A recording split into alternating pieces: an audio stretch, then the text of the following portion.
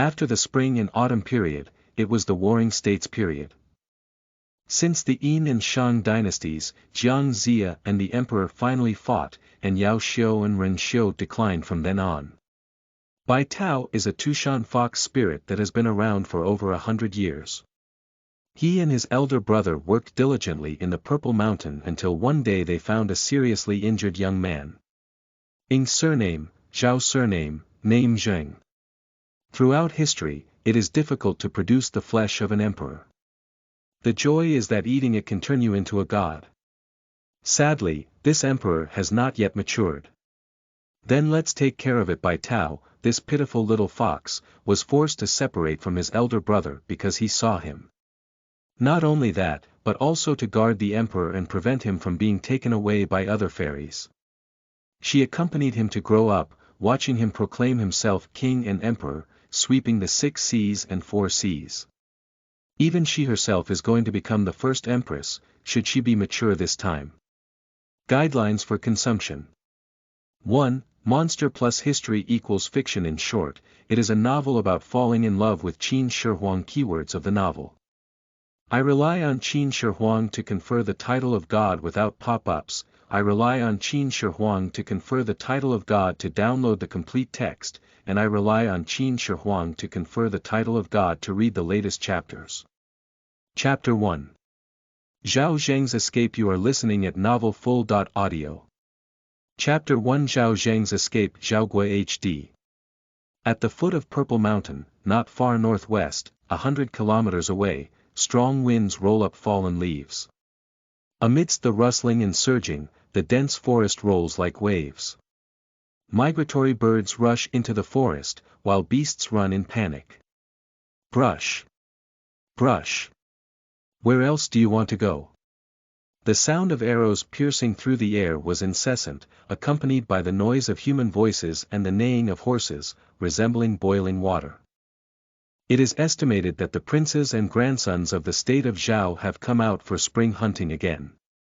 Bai Tao is no longer a stranger.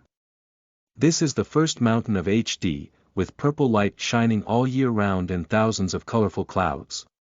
For several years, it has not only been a place for these little fairies to practice, but also a treasure trove of traditional hunting in the state of Zhao. Climbing up the branches of the tree to temporarily avoid the sharp edge, Bai Tao saw a young boy riding a horse rushing towards him not far from the tree. Behind him were several peers riding horses, dressed in luxurious attire, with their long bows aimed not at the prey, but at the back of the young boy. Brush. 3 arrows are fired at once, ready to take a person's life. The young man's face was covered in bloodstains from being cut and rubbed, looking very embarrassed, but his skills were particularly outstanding. Lifting his long sword and blocking it backwards, he swiftly removed the power of his power. But there was still an arrow that could not be stopped. It hit the horse's leg, causing it to ache and startle its front hooves, almost throwing the young man off its back. Drive. The young man managed to stabilize his figure, bit his teeth, and then slapped the horse's buttocks with the back of his sword. In such a perilous situation, his movements were seamless, with an age-appropriate composure. Seeing that he didn't hit the target, the person behind was about to explode in anger. A rather delicate young man patted the horse's neck and cursed fiercely, running so fast. "Master, let's not give him good fruit when we turn around. Can you run faster without being chased? Is it difficult to still stand still and wait for you to come?" Bai Tao murmured in her heart as she crouched on a tree branch with her tail crossed. The fox's eyes twitched back and forth between the 2 teams of people and horses, while its claws grabbed the bark and skillfully jumped onto another branch. "Well, go to the front line and watch a good show. Hurry up. If you catch me, there will be rewards. What's worse than pigs and dogs, dare to disobey the crown prince's orders? Run. Where else are you running? You're going to flank over there." The boy narrowly escaped on the ground, while the white peach repeatedly jumped horizontally on the tree crown. Out of the corner of his eye, he seemed to catch a glimpse of something. The fugitive boy tilted his head covered in green hair, teasing his sharp jawline. He saw a fire fox jumping non-stop on the tree crown, with shiny fur that was refracted by sunlight like a fireball eager to burn. Dynamic and beautiful. But he didn't pay much attention, and the political parties led by Zhao Yan continued to chase after him, constantly biting at him. Although they wouldn't kill him, it was only because he was a proton of the Qin state. But it will definitely cripple him, as long as it is attributed to hunting injuries, no one will hold him accountable. Who would be willing to be disabled again? The young man's pupils were half narrowed, and he pulled his whip and rushed towards the thorny forest like a madman. The wild horse is about to lose control, he needs to get rid of it as soon as possible. If Zhao Zhengquan had to return completely this time, the shame he had suffered would have been repaid 1,000 times and 100 times in the future. Bai Tao was still playing a racing game with him on the branches of a tree, when he suddenly saw the young man risking his life to fall into a thorny thorns and disappear from the dense barrier. Bai Tao. She was a little confused all over the fox, even her fox eyes were round. Quickly break her claws, Bai Tao lowered her head and looked at the other horse chasing after her. The horse only saw the corpses of horses lying horizontally on the ground, frothing at the mouth of poisoned arrows, and no figures of young people were seen. They all cursed loudly there. Let him run away again. Damn it. Cunning to the extreme, master, what do you say we should do? I swear I won't be a Zhao person unless I harm him. The timid boy stomped his feet and said angrily. Zhao Yan, the crown prince of the state of Zhao, twitched his cheeks and patted his back to comfort him. All right, left and right are just protons born to be slaves and servants. His biological father can even climb to the head and defecate and urinate in our state of Zhao as a dancer. Besides, this abandoned bastard, I heard his mother was also a lowly businessman. He can't go back to this identity even if he wants to. He'll have to die sooner or later. Why are you so angry? Master. The gentle young man hummed. Let's go. I've had a lot of fun playing here today. I'll go back and drink and eat meat in big gulps. Prince Zhao waved his hand, and although the gentle young man was no longer willing, he had to leave with the team. The setting sun is intoxicated, and the glow looks particularly magnificent, as if it has been dyed by the invisible hands, gradually turning into deep purple and red. Then, the black gold is intoxicated, and the auspicious energy rises. Bai Tao chased her fluffy big tail in circles on the branch. 1 circle, 2 circles, 3 circles. Time flows slowly. Call out. After spitting out a mouthful of demonic energy, Bai Tao thought to herself that she actually hunts fish and birds on this purple mountain every day, catching dragonflies, butterflies, and squirrels with fierce energy. Apart from this, she has nothing to do but practice. So she dragged someone back to the fox hole. Shouldn't brother be angry? With a clap of the paw, it was settled. The white peach twitched its tail and ran down the tree trunk towards the direction where the young man had just disappeared. Close barriers. As the name suggests, it refers to a place where there are no visitors all year round, where thorns and vines are rampant. There are countless poisonous snakes, insects, and ants inside, and the decaying smell of leaves accumulated on the soil over the years can directly reach the human spirit. As soon as Bai Tao rushed in, she snorted and walked with deep and shallow claws. Not far away came the mournful night scene of the mandrill, and danger and pitch-black night quietly descended. Bai Tao slowly searched, and under the moonlight, her fox eyes showed a beastly brown-yellow color, like a fox spirit that was associated with spirits and monsters. Oh, I almost forgot. She was originally a fox spirit.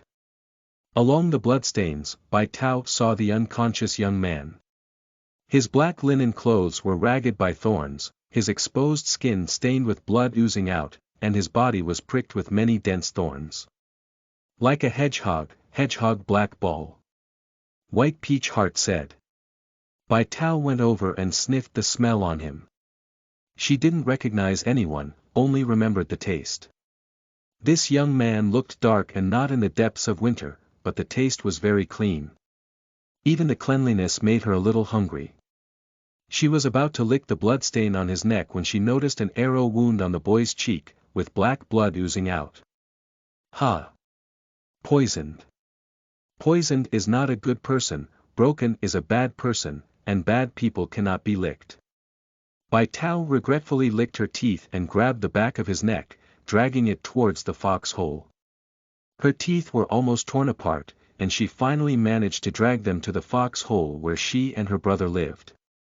Little one picked up a wild man and came back. Outside the foxhole, her beautiful fox elder brother has silver hair and waist length, with a face that is unparalleled in charm, and is the most beautiful fox spirit on the Purple Mountain. He was sitting cross-legged on the rock to absorb the essence of the sun and the moon. When he saw Bai Tao coming back, he tilted the fox's eyes and hooked his hands at her. Bai Tao immediately pounced on him and said, "Brother." Bai Tao pinched her chin and looked at her, only to see that her teeth were still intact before she let go. In the blink of an eye, Bai Tao touched her furry head and commented to the unconscious young man on the ground, "It's a good thing." The things I picked up were praised, and of course, Bai Tao was very happy. However, as she was about to flick her tail, she heard Mei Hua's magnetic voice with interest continue, "Suitable for a pot of stew." Bai Tao trembled and hesitated, "But, brother, aren't we not cannibalistic? This is not a person." Bai Tao hugged her and stood up. The wind was strong on the mountaintop, blowing his white robe and fluttering with silver threads. Although it was time to cover up the past and present, there was an inexplicable accumulation of vicissitudes. This is the descendant of Pangu, known as the Emperor, Emperor Di, and the three emperors, Emperor Ren. He said whether it's not yet deep into the world or not, Bai Tao can't help but listen in confusion. But I can only understand one meaning. That's really something that's incredibly good. In the past, Brother A would always feed her anything good first. Now that she has finally picked up something good, regardless of whether he is a person or an emperor, she should first be filial to Brother A. Like an arrow departing from its bow, it rushed into the foxhole and took out the rice bowl. White Peach patted the young man's chest with one paw, her ears twitching, and she said in a milky voice, "Brother, start the pot, make a fire. Time. It's not yet hot." Bai Tao shook her head and stopped the little one. The back of the neck was lifted by Mei Hu brother's big hand, and Bai Tao grabbed the rice bowl with both claws. His watery big eyes were a bit confused. What is heat? Fire is the depth of a person's cultivation level. When the fire is strong, the taste is called graceful. Bai Tao's tone was calm and gentle, as if he was talking about a flower and a blade of grass that were not worthy of the Tao. He focused his gaze on the thin body of the young man and said, "I haven't yet attained the Zen, but I really lack it." Bai Tao's eyes rolled as she came up with an idea, "Brother A, let's lock him up and raise him to Fengshan. We can eat it after Fengshan is closed." What a clever little ghost. Bai Tao touched her belly, grabbed the boy's arm with one hand, and dragged him into the cave. End of this chapter. Chapter 2. Goal Becoming a God. You are listening at novelfull.audio. Chapter 2. Goal Becoming a God. The siblings rely on each other and live in the fox cave on the Purple Mountain for cultivation. The foxhole was built by hollowing out a 1,000-year-old Bodhi tree. There are not many decorations. But the decoration is simple and warm, and everywhere here are traces of the life of this little fox cub, Bai Tao. A small table with polished tree stumps, adorned with 8 precious glass cups floating with a sparkling and enchanting luster, and next to it are bamboo dragonflies and grasshoppers woven by Xiong. There are also teeth-grinding sticks and various small things that Bai Tao didn't tidy up after playing in the morning. Bai Tao looked at her feeling guilty. Jump down and pull them into the bamboo basket, clean them up completely. Brother A is casting a spell to heal the young man's injuries, and his facial profile is outlined by the light of the glass lamp, between clarity and beauty. Dropping his gaze, he was truly focused. Bai Tao is also sensible and doesn't disturb, waiting for Brother A to finish casting the spell. She looked at the sharp eyebrows and eyes of the young man who couldn't even hide his sleep after his wound disappeared, and said in a milky voice, "How come this good thing looks as beautiful as us fox spirits? But it's a bit fierce. No matter how good the skin bag is, it's also a red-pink skeleton." After Bai Tao withdrew her momentum, she tapped the boy's hole. He couldn't help but slip the white peaches into the basket. The little fox quickly covered its face with its tail in the basket and said in a muffled voice, "Brother, it shouldn't have grown any meat. You don't grow meat, you don't grow tall, and you don't have much cultivation either." Bai Tao fiddled with the weight and sighed as she looked at the scale. She picked her up with one hand and said, "What should I do? Then I will work hard. Effort is useless. There is a shortcut to cultivating oneself. Do you want to leave, little one?" Bai Tao looked at the unconscious young boy and asked with a curved lip. Shortcut. Bai Tao remembered the human documents she had read before, which stated that taking shortcuts would be quick or bad. She blinked and said, "But brother, is taking shortcuts a serious business? We are fairies, what serious business should we do?" Bai Tao bent her finger bones and lightly tapped her little brain. "You're already over 20 years old, and you can only turn into a tail. Using your little paw to calculate, how long will it take for you to turn into a 9-tailed fox? This is a shortcut for more than 20 years, how many detours can you avoid? It's a bit confusing to calculate the 2 claws of a white peach as a plum blossom. After all, arithmetic has not been learned yet." But she keenly sensed something was wrong and said, "But brother, is it important to transform into a fox? Why do I need to transform into a fox so quickly?" Bai Tao's expression changed slightly. The moonlight outside the window made his silver eyes look more like the dead ashes falling from the melting moon. "One day, little one, you will understand," he said. "I don't understand, I don't understand." Bai Tao rolled on the table and reached out her paw. "Look, the meat mat is pink." Then he swung the large tail of the fan, which could occupy more than half of his body, and said, "Look, it can be used to cover a blanket. 1 tail is enough." He rolled off again like a show-off. Her 2 semi-circular fox ears clicked together and then separated. "Brother, do you think I can make rabbit ears? Do I have 9 tails that are equally cute?" The corners of Bai Tao's mouth burst into a faint smile, as if helpless. But then he raised his chin slightly and said, "So what? Brother Rabbit Ear can do it too." White Peach surprise. "Really? Brother A is a white fox, and I am a red fox. It's already grown so big." Bai Tao has never seen Mayhu brother make rabbit ears before. After all, white rabbit ears look the most similar. She pestered her brother, "You have to see, you have to see." Bai Tao's eyes hooked at the end and said, "Little guy, can we take a shortcut? Let's go." The little fox cub is careless and always tries to catch the benefits given in front of him. Bai Tao also doted on her. She watched a few columns of incense as brother moved his rabbit ears and fell asleep in a daze. When the sky was about to turn bright, she heard a rustling sound, and Bai Tao woke up again. Without turning his eyes, the fox's ear twirled like a top. "Grasp the position, the white peach hair is stiff." I saw the little boy next to me who had been pointed with an acupoint.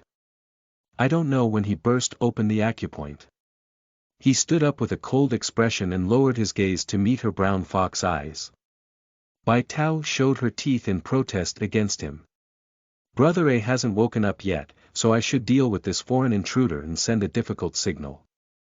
The boy looked over her, glanced at the sleeping silver-haired man, and walked out of the foxhole. "Did you just leave like this?" Bai Tao wanted to tug at Brother A's sleeve and tell him that a good thing had run away, but then she thought about it. "On the other side is a mortal, but I am just a fox spirit." What kind of fox spirit is she, who can't even watch an ordinary person with no iron in her hands? In an instant, Bai Tao's fighting spirit was strong, and she followed out with her small chest propped up. The fish belly outside is slowly flipping up from the horizon, and rays of sunlight are like antennae exploring this mountain forest. The young man did not walk far. He sat on the rocks, his back desolate and lonely, with a sense of chaos that could not even be illuminated by sunlight. Bai Tao saw the good thing and didn't run away. She took fox steps and squatted beside him. "Keep an eye on him. Did you save me?" the young man asked. His voice was a bit hoarse, like a thin veil brushing against the gravel. Bai Tao didn't want to scare him because fox spirits are very rare. How many times can ordinary people see them? She reached out her paw and licked it, ignoring it. Zhao Zheng said inexplicably, "You look really pretty." Praising a fox for its beautiful fur is definitely not a good way to praise it, and it even carries a hint of bloody covetousness. Bai Tao's pupils shrank and he stopped licking his paws, making a gurgling sound in his throat. Zhao Jingchang raised his eyebrows and said, "Look, you understand." Bai Tao was stunned and understood that she had fallen for the cunning scheme of ordinary people. Although ordinary people have small limbs, their brains are generally big. "Are you a mountain and wild spirit monster?" Zhao Jing asked after him. Bai Tao remained silent and motionless, her pupils dilated and she looked straight ahead, like a red fox ornament. Zhao Zheng. It's a stupid and simple monster. There was a faint sound of grass stems being swept behind, and the silver-haired man inside walked out. Zhao Zheng was alert all over, and a frost-like cold appeared on his face, but it disappeared in a moment, almost like an illusion. "Who is your excellency?" The silver-haired man did not answer. The little fox saw Ah Xiong come out and pounce, with her tail raised and perched on his head. After finishing all this, she spat out her tongue at Zhao Jing below, showing off her strength. The fox cub is very active, and Bai Tao has transformed into half-shape. 2 fox ears have emerged, giving Bai Tao a focus. He saw the uncontrollable chill on Zhao Zheng's face and said leisurely, "Who is that? Do you still think I'm human now?" Zhao Zheng straightened his spine and said, "Do you have any requests?" "Yeah." "What is being asked for?" "My little fox saved your life, isn't it excessive to demand a lifespan of 100 for you?" Bai Tu's eyes parted, with a demonic greed. "If you don't want to give it, then you'll have to die again." Zhao Zheng's eyes were pitch black, sinking like stagnant water. "Zhao Zheng is unarmed now, is there any other choice?" "So your name is Zhao Zheng?" Bai Tao couldn't hear the tense competition, only holding on to Brother A's ears and tilting her head. The little fox spoke out, but Zhao Zheng had a calmness that ordinary people couldn't reach. His long eyelashes remained motionless. "Zhao Zheng was alone, without a home or a country, and I don't know which day there would be no tomorrow. It's just an elusive lifespan. If you want it, take it. Smart people always know how to protect themselves first." The more Bai Tu looked at him like this, the strings in her mind became tighter and tighter. Can such an emperor be controlled by him in the future? Roaming. The thunder rolled in the sky, the mountain rain was about to come, the strong wind swept up and down the falling leaves, and the little boy's ponytail and red headband danced with the wind. The oath with the emperor has been made. No matter what we say in the future, we have found a big bargain right now. Bai Tu's mood was quite wonderful. He poked the tip of Bai Tao's nose above his head and gestured to Zhao Zheng, "Go down the mountain, take it after your lifespan." "You go." Zhao Zheng glanced deeply at the little fox above his head and immediately descended the mountain without saying a word. The dark clouds roll like ink, the wind is like pulling mountains, and the rain is like pouring rivers. The rainstorm was whipped like a whip. Bai Tao picked a large banana leaf and held it up as an umbrella, lying on Meihu brother. Listening to the sound of raindrops crashing, she watched the young boy walking alone down the mountain. Anyone who meets the appearance of a fairy in Purple Mountain will forget it completely when they go down the mountain, and Zhao Zheng is no exception. But in this way, you will turn your back and not recognize the fox. It doesn't matter whether you recognize it or not. What about the oath? Bai Tao Noa said, brother, why don't we catch him back? You keep him, I'll watch. We can occasionally release him for ventilation. Bai Tu remained speechless. With the help of our 2 mountain and wild fairies, we can raise an emperor of Fengshan. Little one, why don't you think about it again? Bai Tao regretfully said, but isn't it even worse to let him run away? We can keep an eye on him and wait for others to fatten him up before slaughtering him. Bai Tu picked out a transparent water flower in the rain curtain, exploding with a crackling sound. Sitting there and enjoying it, isn't it too pleasant? Okay. Although it's not a serious business to sit back and enjoy the benefits, what Brother A said was so exciting that Bai Tao almost flipped off the banana leaves. The little human emperor on the mountainside is still taking shelter from the rain, while the big fox and little fox on the mountaintop have launched a series of salivations and conspiracies towards this human emperor's flesh. What kind of fox are we? Bai Tu was reviewing for the little fox. Bai Tao raised her paw and said, Tushan fox. For nearly 1,000 years, our most outstanding ancestors have been Grandmother Dodgy. Our goal is Goal. Bai Tao was confused and tilted her head, saying, evolved into 9 tails, becoming a heavenly fox. Wrong. Bai Tu poked her little head with her fingertips, get the same longevity as the sky, become a god. Okay brother. Our goal is to become a god. Even with half knowledge and half understanding, Bai Tao is still full of confidence. Not bad, impressive. Bai Tu looked at the newly grown little guy with great pride. End of this chapter. Chapter 3. Leading the way. You are listening at novelfull.audio. Chapter 3. Leading the way. If you want to guard the flesh of a good emperor, you must disguise yourself as a human and infiltrate the world.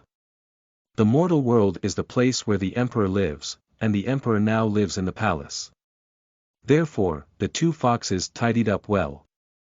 Bai Tu, holding a folding fan in her hand and dressed in unbleached white clothes, exudes a graceful demeanor and stands out among the crowd at the market. Ziya transformed into an 8 or 9-year-old girl, with 2 double screw buns on her head, raised high like 2 fox ears. She held her brother's hand and her eyes twirled, staring intently at the vendors, horses, camels, and all kinds of Zhao people rushing around the city. I wish I could grow a 3rd eyeball. In the past, the growth and withering of a cocoon-breaking butterfly, a flower and a leaf would attract her attention, let alone so many things bouncing around in front of a white peach. So she took advantage of her brother's lack of attention and walked through the crowded crowd, sitting on a vendor filled with exquisite pottery figurines. Hiding behind a clay fox made of terracotta warriors, preparing to install an ornament. The person in front of the vendor was surprised to see a girl sitting up. She opened her big watery eyes, quite innocent and lovely. That baby-like little face, the red diamond headband still swaying with the breeze, like the most delicious pastry and the most outstanding porcelain ornament. Just hang a card and write a price. Do any of you want to buy? There are still some people around who don't mind the excitement and come to bid.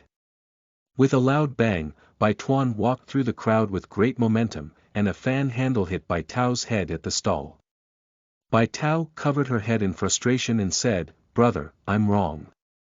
I was still pretending to be a terracotta figure and enjoyed it tirelessly, but I didn't expect to be interrupted by my elder brother. Moreover, my angry elder brother even put the long and used demon tripping bell on her ankle. That's the magic weapon she used to be mischievous when she was a child. Wearing this demon tripping bell, Brother A can find her anytime and anywhere. If we make any more noise, we'll tie you up. Brother finished speaking and picked her up. After playing around all day and getting tired, Bai Tao lost the energy to tinker and leaned on Brother A's chest honestly. She rubbed her eyes and muttered, Brother A, where are we going? Go take advantage of the situation and create something out of nothing, bluff and deceive, and serve as a scapegoat for the fox. Okay. It doesn't seem like any serious business.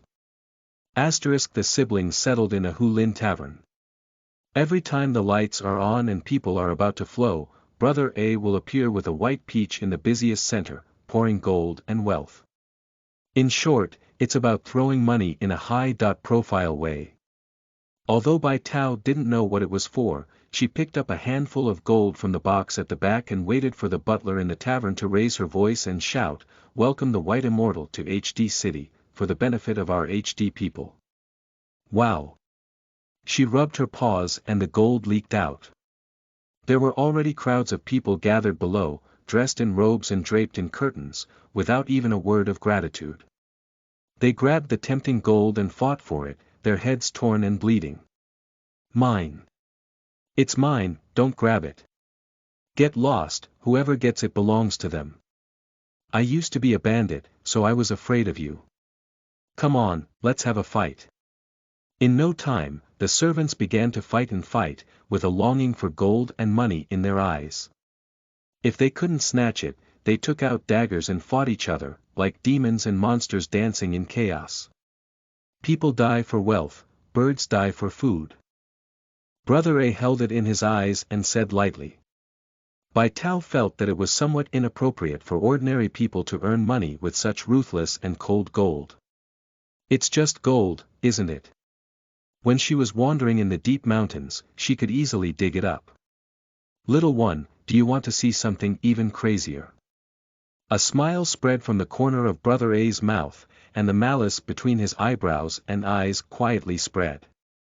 He kicked and the box filled with gold flipped over on its side. Walala! Walala! The brilliant golden light shines in this tavern, like a kind of soul-stirring magic, pulling everyone's minds and making everyone bewitched. The person with a red light in their eyes was not afraid of the risk of being crushed to death. Instead, they took a step forward and stretched out their hands, shouting in surprise, "Gold, gold, mine, all mine. Kill you all, this gold belongs to me. Buy women, use them to buy women, ha ha ha. Ah! I'm going to kill you." The smell of blood gradually began to spread again, and the looting continued. It's really crazy. Bai Tao thought to herself. Brother A led her to leave the scene, and the next day she changed to another house, and the next day she went to another house. Bai Tao has noticed that these people who strive for gold have started to solidify themselves. At the beginning, there were a few women, but now when you look around, they are all strong men like wild oxen, with tendons and flesh all over their bodies that can blow half of a person's head with a punch. But Brother A said don't worry about them and keep throwing them away. Bai Tao didn't think much and still shook his paws, throwing money away without any money. It's like a storm blowing in HD City, and in just a few days, the heated discussions among the HD people pushed these already bizarre behaviors to a more mysterious climax. Even the rulers in the temple were alarmed. So when Bai Tao followed Brother A to sprinkle money again, a group of Zhao soldiers with short swords on their waists and caps on their heads marched neatly, driving away the group of ferocious and evil people. They occupied this place on their own.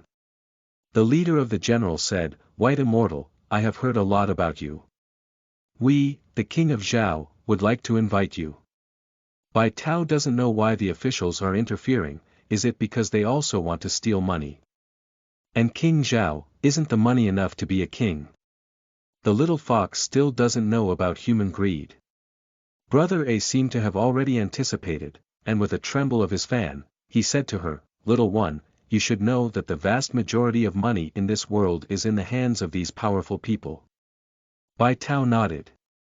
She followed her elder brother into the magnificent Zhao Palace. Sitting at a banquet with bells and drums ringing together and elegant music playing high, King Zhao, who was the leader, was considered young. He was the first to raise a golden cup to toast, and several Humro ministers around him also raised their glasses, responding with deep smiles. "Shangxian, please." Bai Tao sniffed the fine wine in the wine bottle. Before she could smell anything, the elder brother next to her took the wine bottle from her paw and played with the gold nugget that had just been turned from stone to gold with the other hand, which had distinct joints. Brother A's flattery towards King Zhao seemed to show disdain even on his fingertips. Disdainful. This style made the banquet very embarrassing, and the faces of the Zhao court officials became less attractive. However, if it were in the past, they would have felt that this was a great loss of dignity, and naturally did not want to make friends with such disrespectful people. But the other party's divine and ghostly methods of turning stones into gold are admirable, not to mention that no one will escape the temptation of money, even the royal family cannot. The courtier with long sleeves and good dancing immediately turned the scene around. A fist-sized night pearl emitting green light was presented to White Peach, and they spotted the weak spot of the immortal. This is a rare treasure of the state of Zhao, but it is still extremely worthwhile to try to win over a fairy. Although the courtiers think so, their hearts are dripping with blood. Bai Tao was still obediently serving as a decoration when she suddenly saw something round and shiny in front of her, which aroused her great interest. After receiving affirmation from her elder brother, she grabbed it with her claws and claimed it as her own. Brother A said that those who are fox spirits don't need to be so polite to people. The atmosphere finally warmed up, and the Minister of Humorous continued to smile with an unfathomable smile. King Zhao took the opportunity to say, "Immortal, look at the 7 countries in the world, only Zhao is brave and skilled in battle, with a population of over 6,300,000 armored knights. It is an unparalleled first-class power in the world. With the help of the immortal, my king's army can travel thousands of miles and conquer the 6 countries. Whether it is name or reputation, prosperity or wealth, as long as the immortal wants to take it, I can give it to you. Zhao Gua is powerful. Isn't it not long since Zhao was defeated by Qin?" Bai Tao thought to herself that the news of her defeat had spread to the ears of this fox spirit, and she even claimed to be a first-class strong country. This King Zhao, as a king, still likes to open his eyes and tell lies. Stinky is shameless. Sure enough, Brother A didn't even lift his eyelids and said, "A first-class strong country is the country of tigers and wolves that emerged from the east, Qin." Ha ha ha. Qin, that barbarian country, is not enough to be afraid, not enough to be afraid. The person who came out of the Hanggu Guan Shan Go is afraid that the talented people in the world will take a detour and still want to pose a threat to our Zhao country. With their reckless men, they are also worthy. Ha ha ha. Our state of Zhao has the god of war, Li Mu, who has never been defeated in 100 battles. What are they in the state of Qin? They are very capable of fighting. Ha. I'm afraid there will never be a white start again, and the situation will go away. After speaking, the courtiers stumbled and laughed in confusion. Even King Zhao, who was the leader, laughed arrogantly. He stroked his sideburns and beard, patted the table and said with a smile, "Qin people. Qin people are just horse grooms for the Zhou emperor. They are born to be slaves and servants.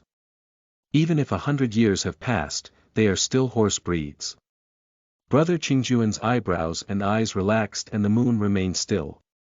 Bai Tao also felt that these people were very noisy and decided to roll and play with rare treasures on her own. King Zhao chuckled and said, "If the immortal doesn't believe me, I will call the Qin people up later to show them to the immortal. Come on. Take Zhao Zheng, the servant of the horse, and hold him back for me. Let the immortal see how the Qin people treat us as slaves of the state of Zhao." King Zhao took a photo of the long case and was so arrogant that he tore off a piece of deer meat and threw it into his mouth, enjoying it. Zhao Zheng. Is it that good thing? Bai Tao was still playing with the night pearl. Upon hearing the name, she held the night pearl in her arms and looked towards the entrance of the palace. The sky outside was dazzling, and in no time, a young boy with black shackles on his hands and feet walked in with his back facing the sky. His face hidden in the shadows was indistinct. The friction generated by the iron chain dragging over the jade slab was extremely piercing, scratching the eardrums of people. "Kneel down. The eunuch raised his long duck throat.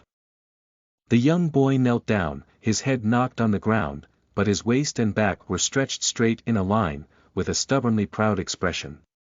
This was a normal salute, but the eunuch beside him kicked him hard on the back and said, "Knock your head 3 times, you can't tell the good from the bad as a slave." It can be considered difficult. Even if his back was kicked, he did not collapse at all. He straightened his back, as if defending his last dignity. "I am the Prince of Qin, not a slave of your Zhao state."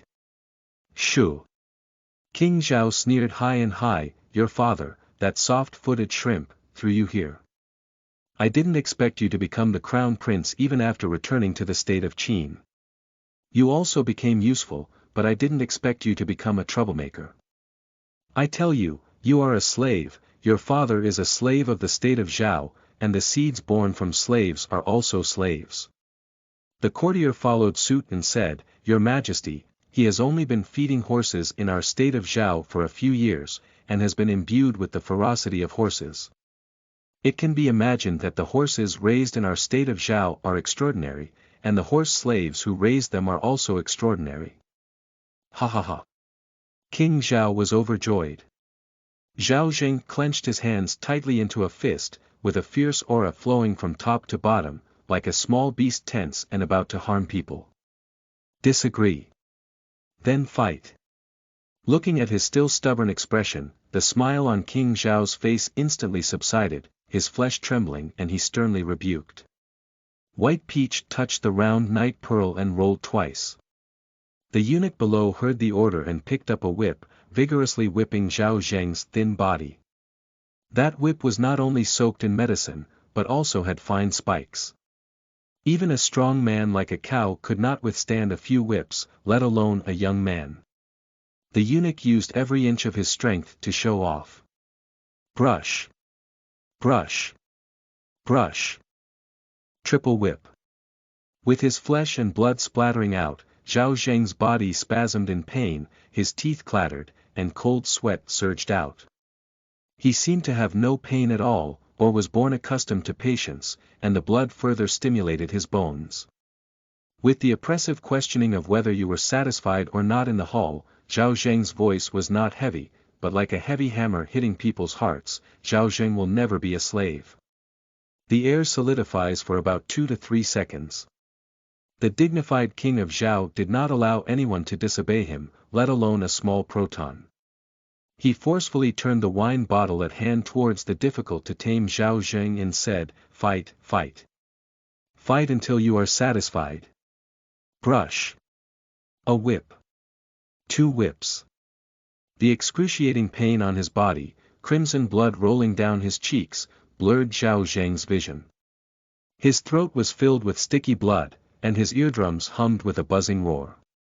Bai Tao couldn't bear to watch it anymore. She felt that being a personal emperor was really miserable. She threw the bead in her hand down as a way to stop it. Gudong.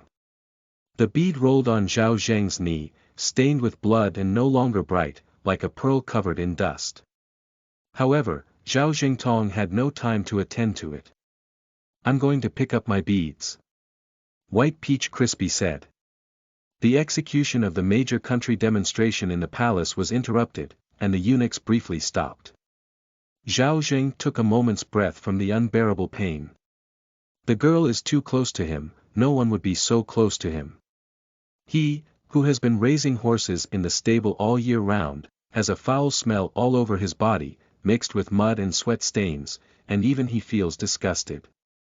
He struggled to step back half a minute. He saw the golden little bell on the girl's ankle, and the jingling sound it made pulled his thoughts closer and farther, causing a strong sense of dizziness. Zheng gritted his tongue tightly, he must not faint. Bai Tao squatted down and picked up the night pearl. Looking at his half-bloodshed face, she tilted her head and whispered, "Do you feel any pain? Does it hurt?" "It hurts a lot." Zheng could no longer answer her, and even if he could, he didn't want to reveal his embarrassment to anyone. Bai Tao looked at him with a look of being beaten but not crying, her eyes mixed with confusion and confusion. Although it is a pain that can be felt with the naked eye, Bai Tao has been with Brother A since childhood, and he has been blocking everything from wind to rain. After all, this kind of thing has never been experienced before, and something that has never been experienced before cannot be said to be empathetic. At first, Bai Tao wanted to stop it, but Xiong said it was called fattening. Brother A also said that the flesh of the heavenly descendant emperor can only be firm and fragrant after being subjected to countless trials and tribulations. But even though he doesn't look fat, Bai Tao thinks he can eat it even if it's not fragrant, and she's not picky about food. This is the first time being a fox spirit, she rebelled against my brother. She reached out her paw to resist this fattening. Sure enough, Brother A's voice behind him was as cold as if it contained ice residue, white peach. The white peach paw trembled. The night pearl, stained with blood, couldn't be held steady, and rolled onto the ground again, slippery and slippery. Bai Tu thought she was scared and her voice froze in her throat, becoming soft. Little one, come here, she said. Bai Tao padded past, and Xiong wiped the bloodstains on her hands with a handkerchief. His eyes moved slightly, indicating a hint of blame for her playfulness. At the end of the day, I still treat myself like a little fox cub with not even enough hair growing, but forget that she is already over 100 years old. Bai Tao grabbed the edge of her clothes and said, Brother, I. That night, the pearl was not picked up, wiped dry, and handed back to the immortal. The demonstration was interrupted, and the face of King Zhao above was not so natural, but he also understood that he could not be so bloody in front of the young children. King Zhao was afraid that the immortal would not be pleased, so he waved his hand and said, Detain Zhao Zheng, don't give him food for 3 days, go hungry first. Yes, king. 2 eunuchs stood up Zhao Zheng. Zhao Zheng's face, which was not yet covered in blood, was as pale as paper. He was very thin and could be blown away by a gust of wind. The ill-fitting linen clothes were dragged, revealing his skin covered in scars. New and old. There was a large black-purple patch on my waist, and I don't know when I got kicked. Are you all beaten up like this and still going hungry for 3 more meals? Bai Tao looked at it, her small face twisted into a ball. As she watched Zhao Zheng gradually being taken down, Bai Tao said, Wait a minute. The eunuch's movement stopped. Everything has a spirit, you give me a bead, but this bead likes Zhao Zheng. Since the bead likes it, I will give it to him, said Bai Tao. Seemingly fantasizing about ups and downs, the blood-stained bead rolled over Zhao Zheng's knee again. Why send beads to him? Zhao Zheng tried his best to see the little girl's appearance, but could only hear the sound of jingling golden bells swaying, following her nimble movements. Step by step, step by step. How can this gift national treasures to a slave? It's absolutely necessary. I've never heard of it before. Your Majesty, the Immortal, this cannot be used at all. No matter how noisy the surroundings were, Zhao Zheng could only hear the ethereal sound of bells. Bai Tao saw that his elder brother was also silent, and he felt guilty for doing something wrong. He walked over and tugged at his sleeve, Brother, brother. The fox cub was both milk and sweet, and Bai Tu couldn't blame her. She just touched her brain and said, Is there a spirit in all things that you use so much for? Did you teach you how to practice in your stomach? Bai Tao knew that Brother A was not angry, and before she could even put her joy into his fox tail and wave it, she heard Brother A say low, This time it's up to you, go back and face the wall. White peach. The siblings bit their ears, and the courtiers looked at each other. After a while, Bai Tu's clear voice sounded in the main hall, Since it's fate, I'll leave this bead to you to take care of. Upon hearing these words, the officials of the state of Zhao surprisingly had no objections. So, a banquet showcasing the strong national strength of a great country came to an end. Zhao Zheng spared 3 days of hunger and was dragged back to his residence, which was gloomy, dark, and damp, winding like a venomous snake through his entire body. There was no golden and magnificent atmosphere in the main hall just now. Although it was narrow and cramped, it brought him a sense of stability. He missed death again. Feeling the sticky tide on the cold wall, Zheng suppressed and coughed up a mouthful of blood foam. How many times did he escape death? He couldn't count it himself. He had been hiding in the market of Zhao since childhood. At that time, he only knew that he was different from others, but didn't know what was different. Like a wandering mouse, hiding everywhere, lost and fearful. The confusion comes from the silence of parents, and the fear comes from the thin sword of officers and soldiers. I don't know when to pick them out of the sewer and face the sun. Until the end, he knew he was the grandson of the state of Qin, but so what? The departure of his father and a businessman completely left him and his mother behind. His mother lost her heart and went crazy. He was shackled into a proton, hanging countless sharp blades above his head from obscurity to dependence, continuing to survive in infinite terror. I don't know when I will die, maybe tomorrow is the next moment. I have also considered extinction. But Zheng saw the power in the temple during this chaotic period, the power to decide the life and death of others with just one word. This thirst for power ignited his fiery heart. He had not yet been destroyed, he had not felt the pleasure of revenge, and he could not die from it. Zheng's pupils were dim. I don't know why that girl wanted to save him. The identity of Qin's proton dragged him into purgatory, and in the future, it would drag him to a certain abyss. The road ahead was uncertain, but the pleasant sound of the girl's bell still lingers in his ears. End of this chapter. Chapter 4. Stealing in the Dark. You are listening at novelfull.audio. Chapter 4. Stealing in the Dark. Bai Tao really faced a wall when she went back. Just in no time, her head drooped and she looked wilted. Her innocent and watery big eyes could easily be seen at a glance. Ah, brother. By Tuesday. After all, he compromised and lifted the little one onto the cushion with one hand. Sit down. Brother A said in the palace about fattening, how can it be considered fattening? Bai Tao was puzzled. Bai Tu said, eating the hardships that others cannot eat, walking the paths that others cannot walk, becoming the people that others cannot achieve, this is fattening. To endure hardship, to walk, to become an adult. Wait until you become a good person before being eaten by fairies. Bai Tao felt that Zheng was also too pitiful. After going through so many twists and turns, he only ended up being eaten. It's better to just take her back and take a bite, which would be more enjoyable. The little abacus in my heart was playing with a crackling sound. Bai Tao saw Brother A leaning against the collapse with his hands, his silver hair pouring out.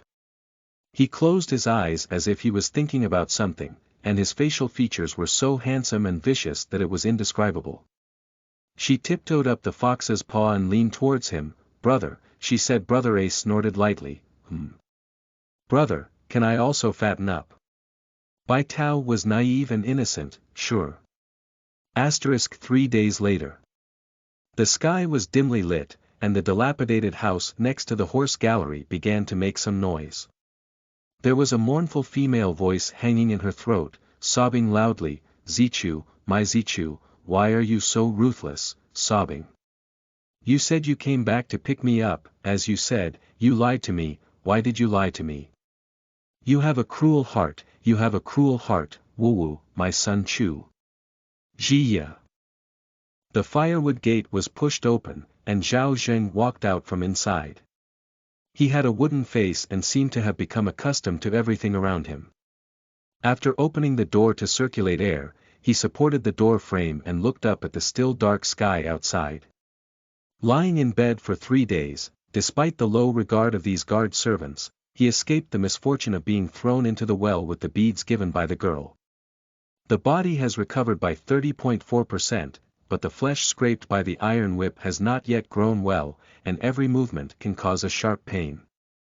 But Zheng didn't want to lie in bed like a lamb waiting to be slaughtered. He used all the resources around him to create opportunities to survive. Zheng set up horse steps in the yard. He swung his military fist, with a gust of wind. Without the guidance of his master, this boxing technique was still taught by an old cavalry soldier who was disabled and retired to raise horses on the battlefield. He cherishes the tips of others and studies hard every day. Even if he cannot fight back against the Zhao Yan party that bullied him, he can avoid being fatally injured without leaving a trace. The young boy was sweating profusely in the courtyard, with a long mark on his back under his cloth clothes, showing an indomitable stubbornness. I practiced 3 rounds. He heard any unusual movements besides the sound of his fists, and Zhao Zheng's clenched fist froze in mid-air, cautiously looking towards the nearby earthen wall. I saw a girl wearing a double bun climbing up the wall in his yard at some point. She was struggling to climb with her red spirit swaying and swaying. Although she was a tiny person, she exuded a mischievous spirit. Upon being discovered, she didn't panic either. Continuing to climb as if he couldn't see it, this calm little appearance almost made Zhao Jing think it was her yard. Pop it up. The girl didn't grasp her hand firmly and fell off in one fell, landing on her head with all 4 feet facing upwards. Strangely, she didn't howl and cry, appearing quiet. After getting up, when I lifted my face, I saw that my once pink little face had turned gray. It's a bit pitiful. Zhao Jingxin said that he withdrew his previous thought of her calmness. He walked over and said, "Whose child are you from?" Bai Tao feels a bit depressed now, and when the fox is depressed, it feels a bit reluctant to speak. If it weren't for the inconvenience of being a human being compared to being a fox, how could she fall off in such a miserable state? So why don't the 4 claws show off their skills in mid-air and let out another whimper? Zhao Zheng saw the girl with watery eyes and a dirty face without speaking. He's a bit strange. I saw 2 golden bells tied to her ankles again, but I haven't heard the sound of the bells since then. He couldn't look up at the banquet and didn't see clearly the girl who saved him. Can it be her? I am a child from Brother A's family. Bai Tao clapped her hands and wiped her face. Actually, she wanted to lick her hair now, but she stubbornly held back. As soon as the words were spoken, Zhao Jing understood who she was. He walked over and fetched half of a gourd.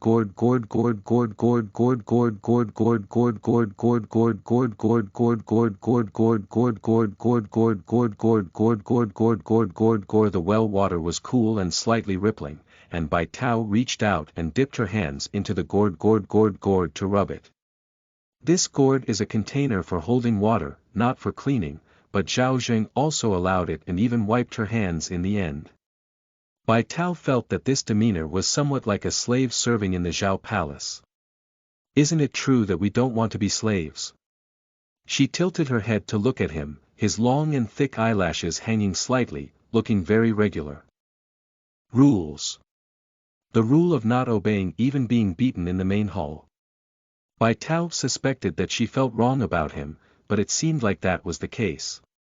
Just as she was savoring the feeling of emperor's flesh, a haggard woman burst out of the room. A woman's eyes are deeply sunken, appearing hollow and devoid of any light. As she looked in the white peaches that had appeared in the yard, her eyes suddenly lit up and she said, "Zichu. Are you sent by Zichu, right? He came to pick me up, and he promised me to take me back to the state of Qin, didn't he? Did he promise? You tell me." As she spoke, she reached out her withered hand and was about to catch the white peach. Bai Tao came up with 100 ways to avoid it in her mind. Next to him, Zhao Zheng's seemingly thin body unleashed some kind of strength, but he lifted Bai Tao with one hand to avoid it. "Mother, she's not an official of the Qin state," he said. "How could it be, how could it not be?" Zhao Ji couldn't believe it. "Look at how rich and luxurious she is dressed. Is she the kind born in the state of Qin by Zichu? Is your father greedy for glory and wealth, forgetting about us?" Zhao Ji felt lost at times and tears streamed down her face at other times. Finally, she looked at Zhao Zheng with resentment and said, "It's all your fault. If it weren't for giving birth to you as a burden, would have returned to the state of Qin with Zichu long ago. Maybe it's me who's staying by her side now. If it weren't for you dragging the back, if it weren't for you dragging the back, how could I have taken you on the run? She is becoming increasingly resentful. Hatred turned into substance, and she forcefully scratched Zhao Zheng's face. Zhao Zheng turned his head and dodged, but he was still scratched with a long bloodstain by his sharp fingertips. The blood gushed out, but Zhao Zheng was indifferent and emotionless. If you want to blame me, he said. Over the years, he has become accustomed to it. The calm appearance only revealed a strong sense of self-injury as he tightly held onto the hand behind Bai Tao's collar.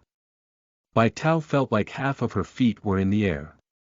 She knew there was a folk saying called cursing, and now she wants to learn. It's not good to lift it, I insist on lifting the piece around her neck.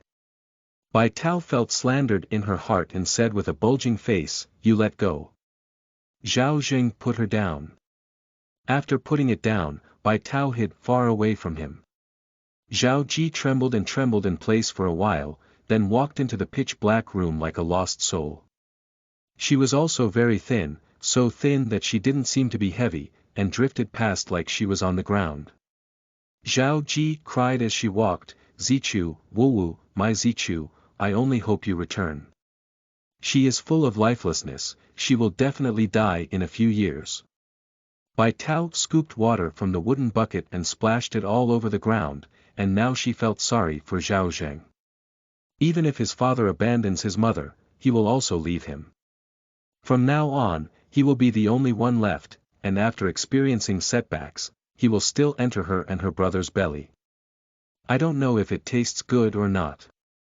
Bai Tao shook her hand and asked Zhao Zheng sitting on the steps, can you give me something to eat?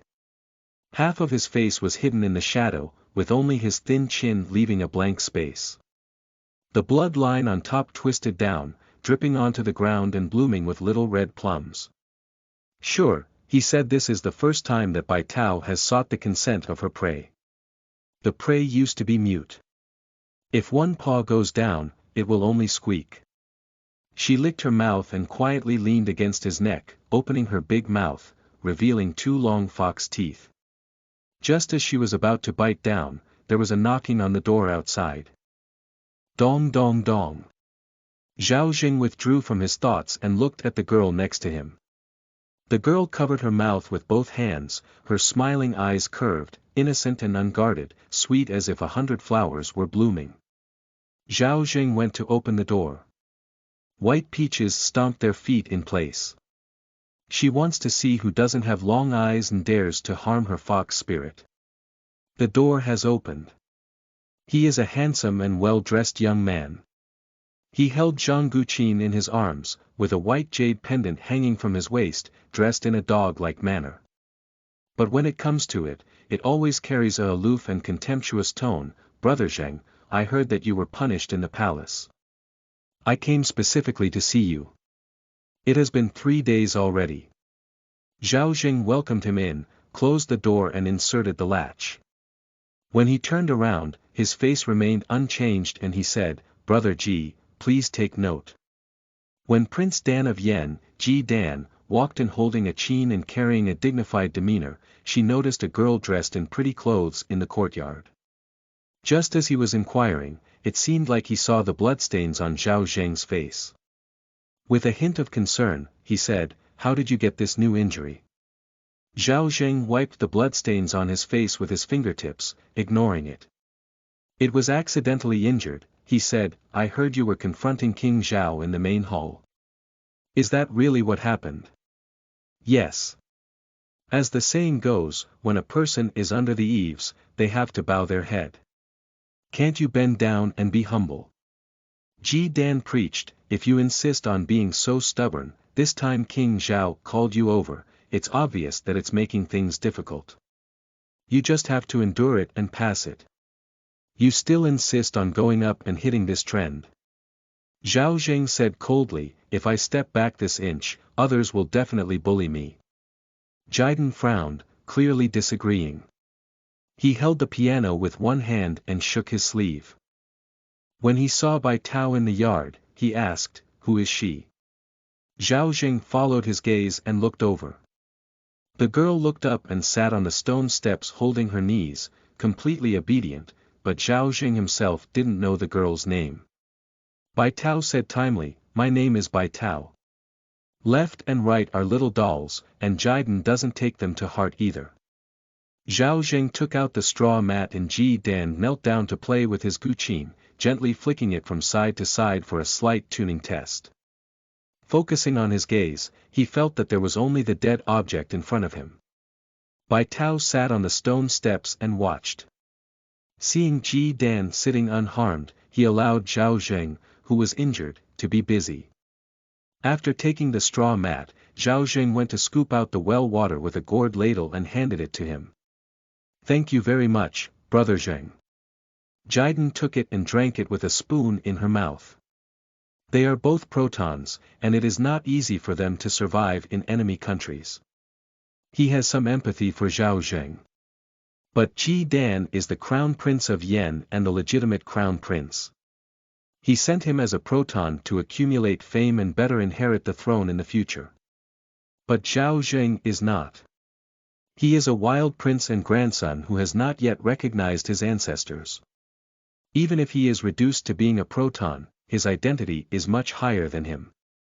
Moreover, Ji Danxin thought that she was doing this for him, but this political brother didn't listen to advice at all. Jidan felt a bit bland. He continued to admonish, "Brother Zheng, don't blame me for being noisy, really." Zhao Zheng took the ladle that had washed his hands with white peaches and scooped up a spoonful of well water. He leaned in front of him and said, "Brother Ji's visit is hard and the weather is hot. It's better to drink more water." Ji Dan. Bai Tao. It's a bit like Ah Xiong preaching to her.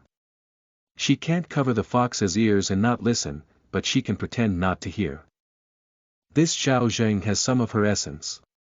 Jidan gulped down the water from the wash basin and didn't mention it at all. He placed his hand on the guqin and let out a few long sighs, saying, "Brother Zheng, the state of Yen has come to pick me up. In the future, when I return to the state of Yen, I will be able to rectify the group of mediocre people who have deceived my father and lost the country, and restore the strength of our Yen country." Zhao Zheng's eyelashes drooped and he said calmly, "Congratulations, brother Ji." He continued to speak passionately, with a hint of tears in his eyes. "As the crown prince of Yen, I must stand on the temple when I go back. Otherwise, with what face will I stand in the world and face the subjects of Yen in the future?" He patted Zhao Zheng's shoulder and said, "Even if you are in the mud, you should have lofty aspirations, otherwise you will live this life in vain. Brother Zheng, remember what I said for you. If you have the chance to return to the state of Qin in the future, never fall." Zhao Zheng was not moved. Bai Tao watched the excitement. After speaking, Crown Prince Ji Dan played the piano with excitement. In the remaining secluded areas, the sky is nowhere to be seen, and the road is dangerous and difficult, leaving only one behind. Emotions affected Zhao Ji inside the room, and then Zichu's voice erupted, "Zichu, my Lang. How can I live without you?" End of this chapter. Chapter 5.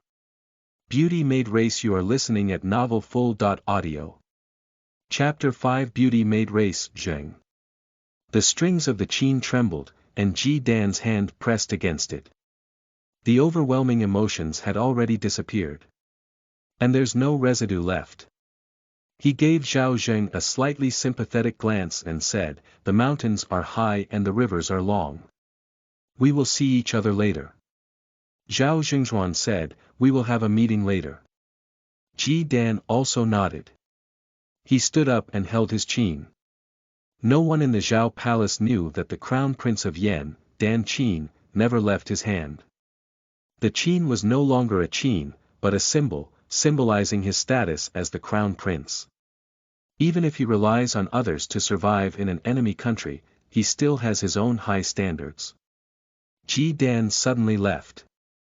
Although there will be a future meeting, Zhao Zheng knew that even if the mountains and rivers were long, they would have no future meeting.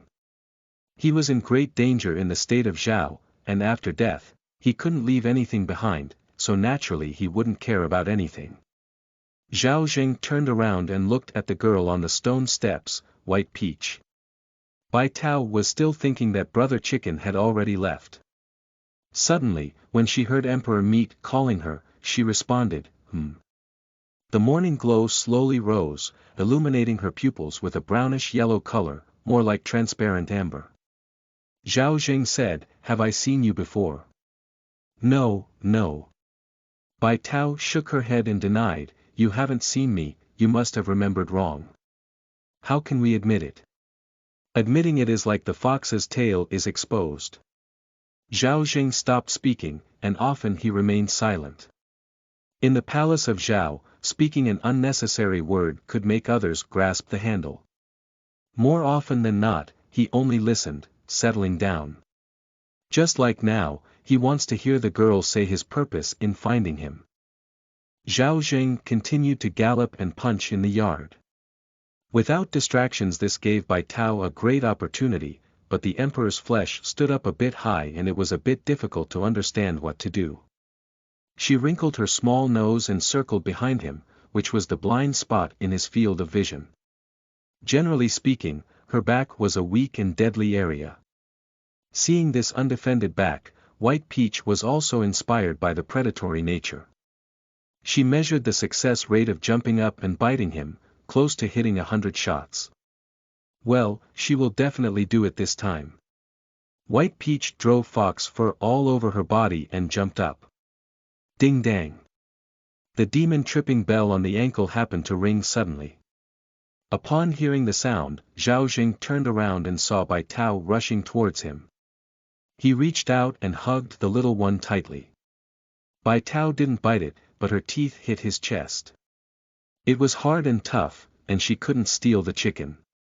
Bai Tao let out a sob and said, "Woo woo." The pain of being hit on the wound made Zhao Zheng endure it and said, "What's wrong?"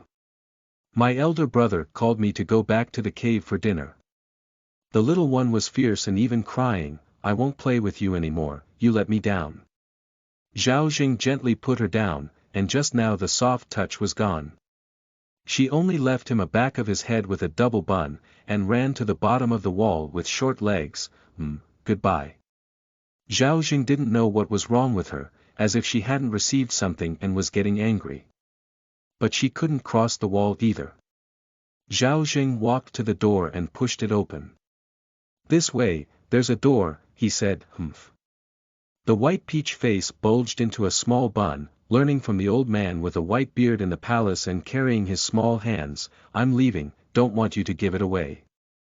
Zhao Zheng. Brother really calls Bai Tao to come back to the cave to eat. The trip demon bell on her foot is a top quality magic weapon with many uses. After being refined by Brother A, its function is to call out fox cubs who are wandering around to come back to the cave to eat. White peaches used to be troublesome, but now they are also troublesome. It's even more troublesome not eating the meat of the emperor. So I decided to go back and eat a crispy and tender roasted chicken, and the hiccups just stopped when I touched my stomach.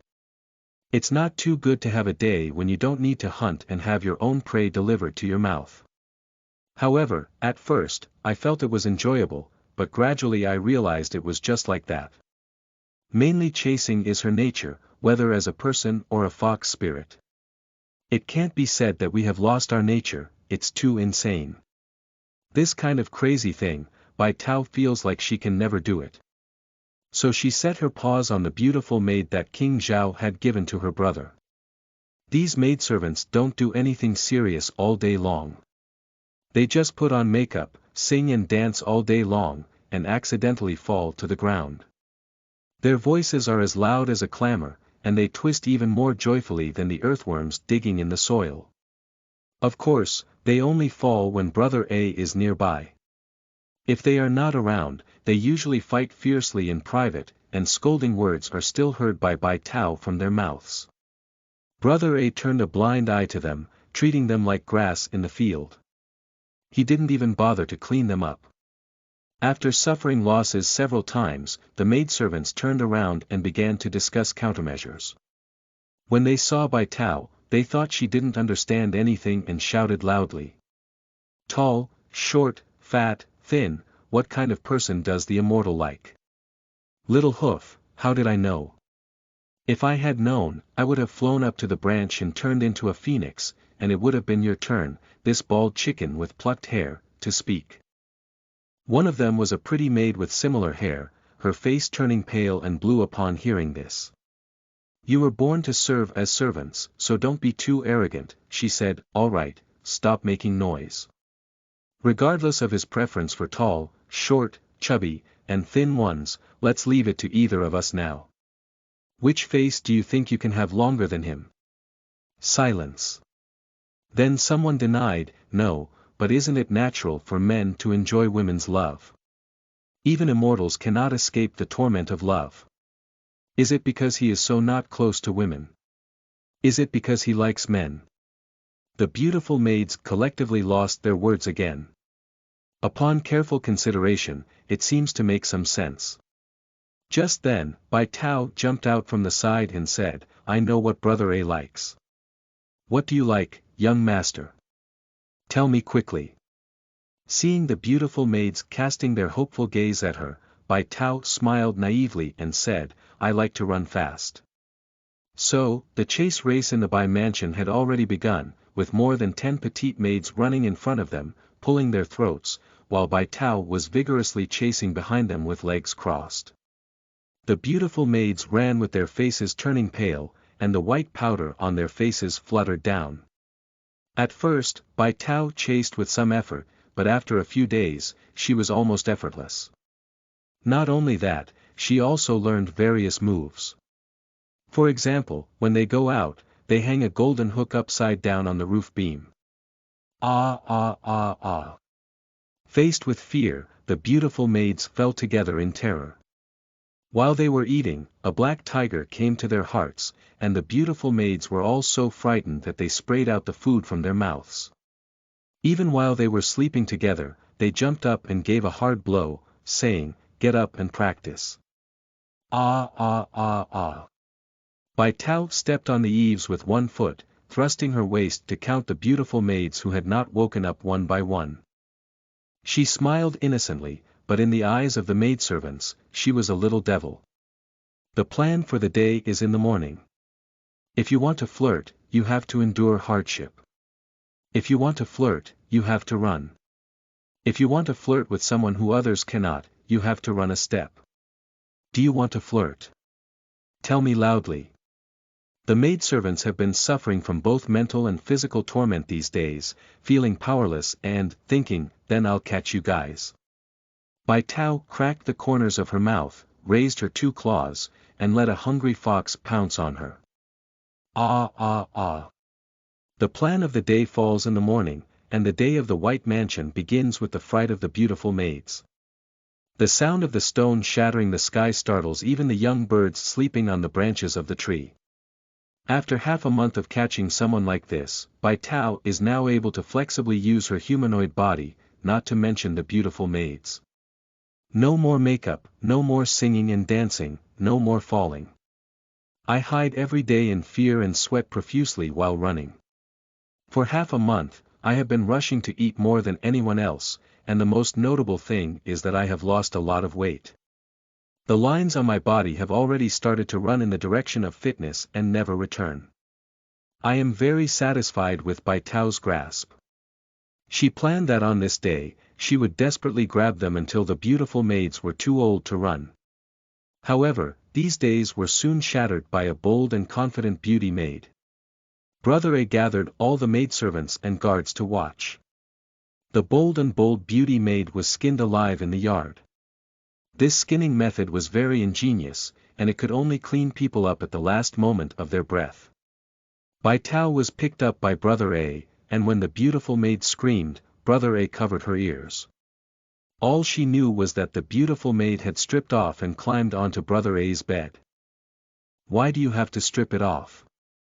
I don't even know the white peach. But Brother A was extremely angry. He led her to the door and ordered someone to lift the beautiful maid out. He said coldly, in broad daylight, you don't even want your face. Since that's the case, don't keep that skin. The beautiful maid was skinned like this.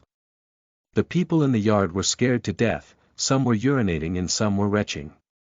Bai Tao looked at the ugly appearance of these people, and the people in the yard didn't dare to look at him at all. If they had thought he was a fairy descending to earth before, now he is a demonic cultivator who tears people's skin. After all the bedding in the room had been changed, Bai Tao carried the little one back to the room. I was afraid of scaring her, but when he put down the little one and looked at it, the little one was sleeping on his back, fragrant and soft, and his chest was still fluctuating.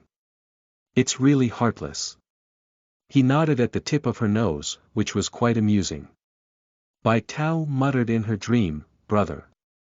When Bai Tao woke up, she found herself back in her original form. She stretched out her paws and licked the meat pad, feeling a wet lick on her head. She supported her round fox eyes and rolled around to see Bai Fox brother.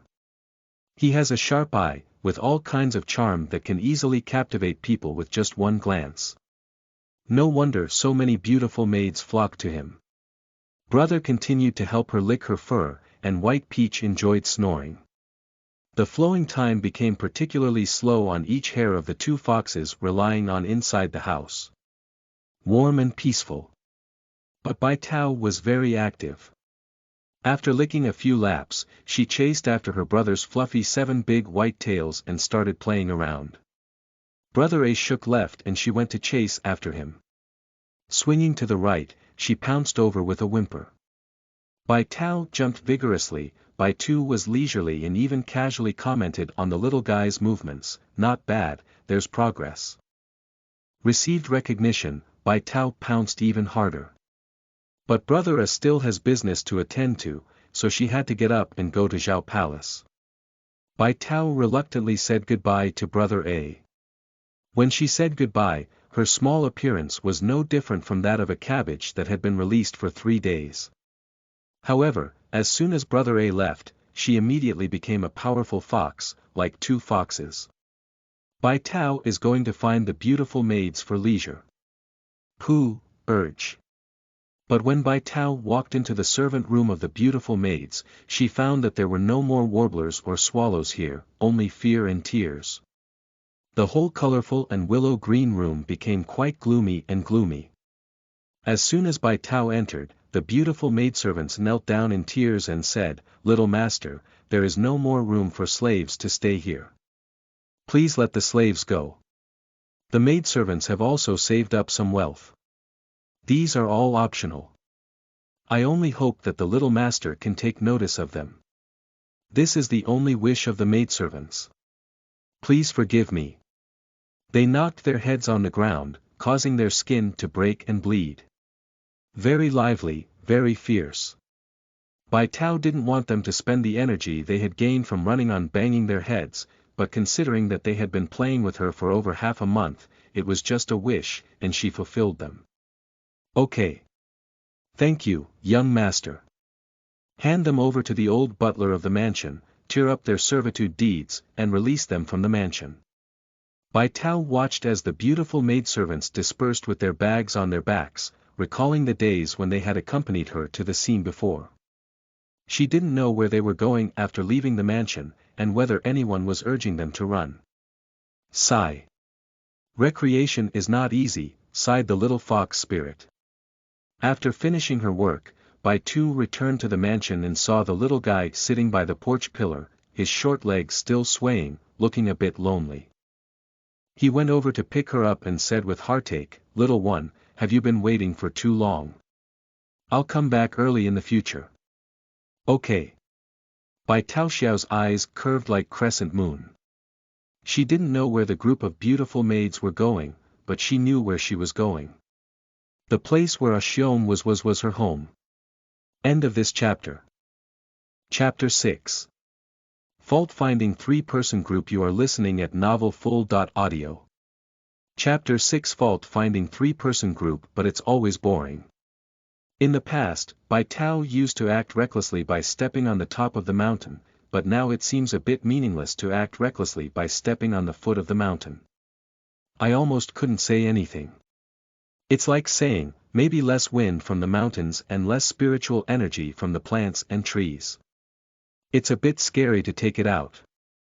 Bai Tao usually has nothing to do and likes to climb up the roof to breathe the air above. Sitting on the eaves, the person standing under the eaves gathered the small HD city of Nuoda under their eyes, trembling with fear. Master, come down quickly. Dangerous, young master. Oh my, in case something bad happens, how can you expect the maids to live? The wind is strong up there, young master, please don't move. The servants will go and get the ladder now. There are only 2 masters in the White Mansion. The eldest master is not with them, and the magnificent slaves can only serve around the youngest master. That means you have to stare at people 800 times a day. If you don't stare at them 800 times, you may blink. It's gone. If you say that the little master looked like the little devil a few days ago, they didn't miss it either.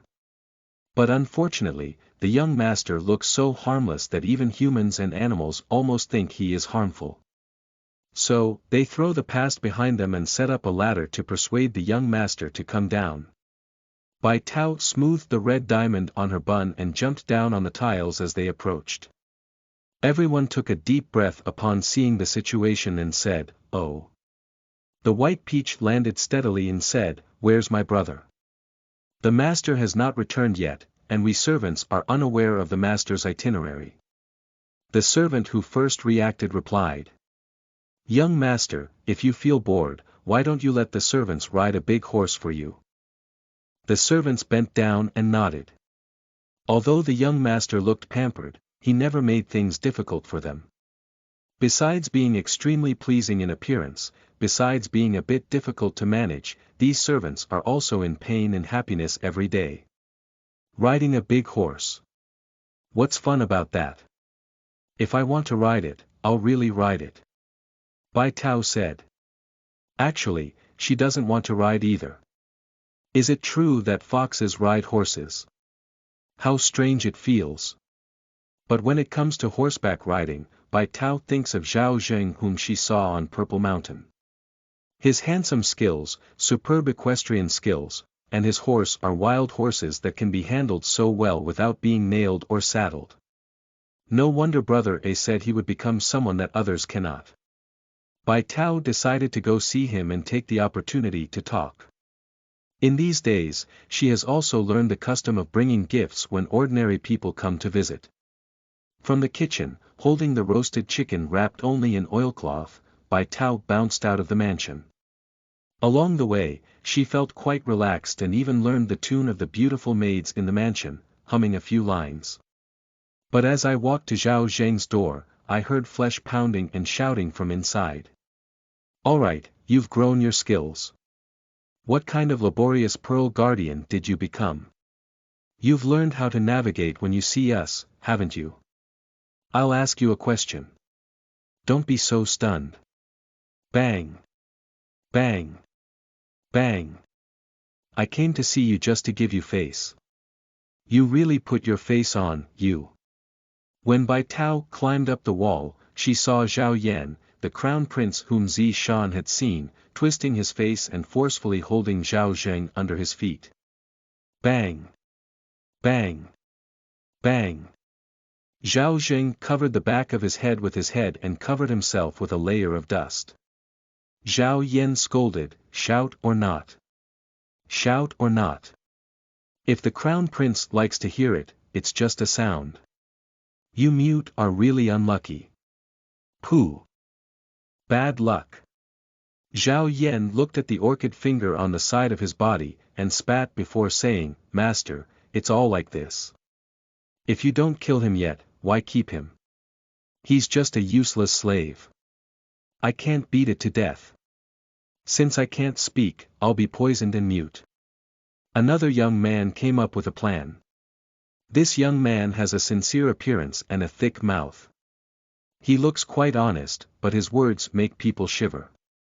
"Your Highness, I have a bottle of mute medicine here. I promise to keep this bottle for a lifetime, hee." "Okay, you Guokai, I can't tell. You carry all of this with you. Zhao Yan patted his shoulder, took the mute medicine, and ordered Zhao Zheng, who was curled up with his head in his arms, "Don't shout, right? Then just open your mouth." Zhao Zhengtong's body was numb and he bit to death without making a sound. His ears were ringing and his breathing was irregular. The pain was like endless anger, burning him whole, accompanied by hatred. Bai Tao saw that her imperial flesh was about to be drugged, and if drugged, she would eat it into her stomach. "Is that okay?" She jumped off the wall and stopped. "Who made you move him?" Zhao Yan was taken aback for a moment. They turned around and saw a little one holding an oilcloth bag, walking like the wind. Her watery big eyes were burning with displeasure, looking quite mischievous. "Get out of my way, stay away from him, he's mine. Is there anything you can do to keep an eye on him?" Zhao Yan. Where did it come from, pulling so hard? Gua Kai, Han Sung. Zhao Yan rubbed the trigger on his hand and smiled instead of getting angry. A newborn calf is not afraid of tigers. I said you move away, not to make you tigers not tigers. Bai Tao crouched down and looked at Zhao Zheng. Seeing that his face was bruised and purple, with no good skin, she asked, "Do you feel any pain?" Zhao Zheng's breath was filled with a bloody smell. "No pain. It's really fake." Bai Tao was waiting to ask again when Zhao Yan came from behind with malicious words, "Those who know the truth should leave. If you don't know the truth, no matter how old you are, I will still beat you to the ground and look for teeth." As he spoke, he intimidated and kicked Bai Tao with his foot. Kicking is also true kicking. Zhao Yan, as the crown prince, has no taboos in his daily life and is afraid of the threat of a milk doll. Jokes. Unexpectedly, Zhao Zheng, who was as obedient as a sheep, had gone crazy. He rolled up from the ground and protected Bai Tao with his body. By the way, he unloaded the strength on Zhao Yan's legs and feet, and then forcefully punched Zhao Yan in the face. "Get out." How agile. Zhao Yan didn't expect it, nor did he react. He was hit hard on the head, his center of gravity was unstable, and he fell to the ground. 2 pieces of blood flowed out of the nasal cavity like this. Zhao Yan's head was buzzing for a while, and he touched the nosebleed on his face. Han Sung and Gua Kai quickly went over to help him. "Your Highness, Master, what's wrong with you, Your Highness?" Roll on, roll on." Zhao Yan ignored the crown prince's face and roared. He stumbled up and stared fiercely at Zhao Zheng. Who is Zhao Zheng? But it's just a soft persimmon. If he can't fight back or scold back, does his humble identity have room for him to fight back? Do he dare? If he dared to touch his finger, Zhao Yan would dare to chew up even his belt meat and eat it. If you can't kill, then be cheap. He is happy to be cheap, and when he is unhappy, he is even more willing to be cheap. He only allows himself to rub and flatten, but today he has become tough. How dare he even hit him? Enough wildness. Zhao Yan looked at the tightly guarded girl behind him and spat out blood, saying, "You've made a name for yourself, Zhao Zheng. He's from Qin, bloodthirsty and ignorant enough. If you kneel on the ground and learn how to bark and crawl, I won't blame Zhao Yan for it. If you don't learn how to crawl, do you have a mother who used to be a song advocate? Do you want to be an advocate or a prostitute? You can take care of it yourself." Zhao Zheng pursed his lips into a thin line. Bai Tao wanted to stand out and was repeatedly pushed back by him. Being pressed back and forth like this. Bai Tao also felt particularly frustrated. She was not young anymore, just a few ordinary people. She could handle it with just one claw. Cough cough. Zhao Zheng coughed faintly and said, "Don't hurt her, I'll be a dog crawling." The white peach stiffened. "Shit." Zhao Yan sneered, "Aren't you crawling yet? Shout louder." Zhao Zheng lowered his body in humiliation, his pupils deep like shattered jade in the dark, as if he had compromised on his predetermined destiny.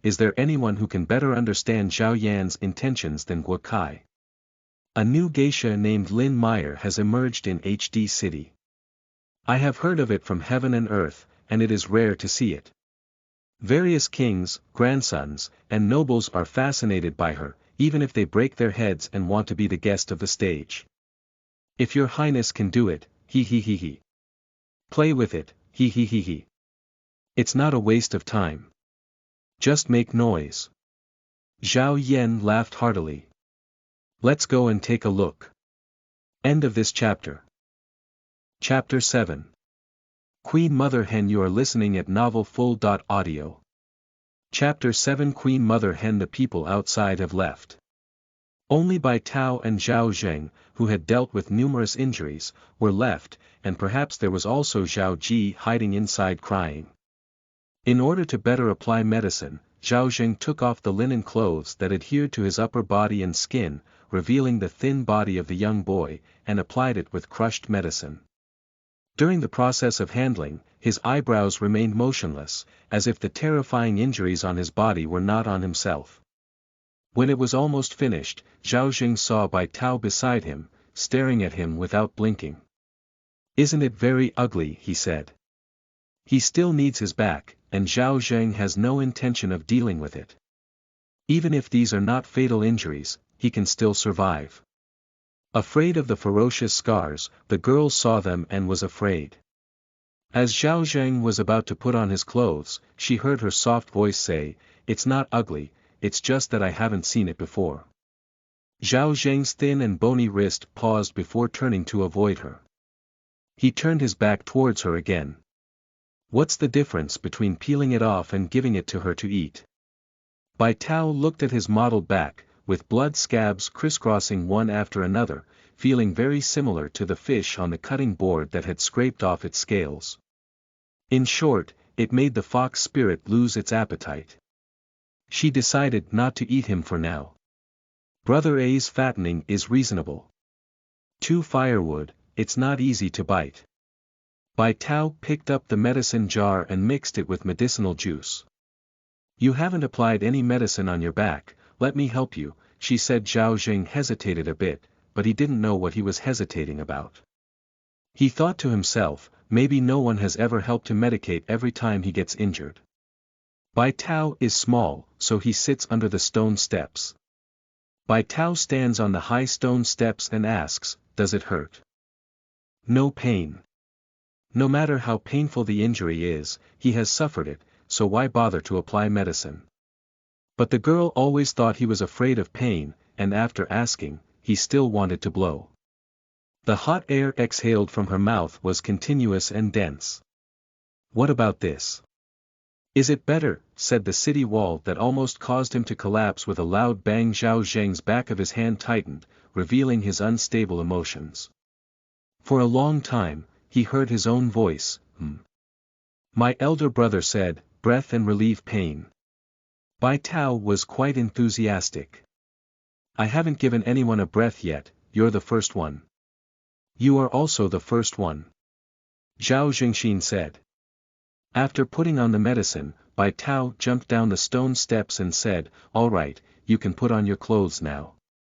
Zhao Zheng stood up and tied his clothes.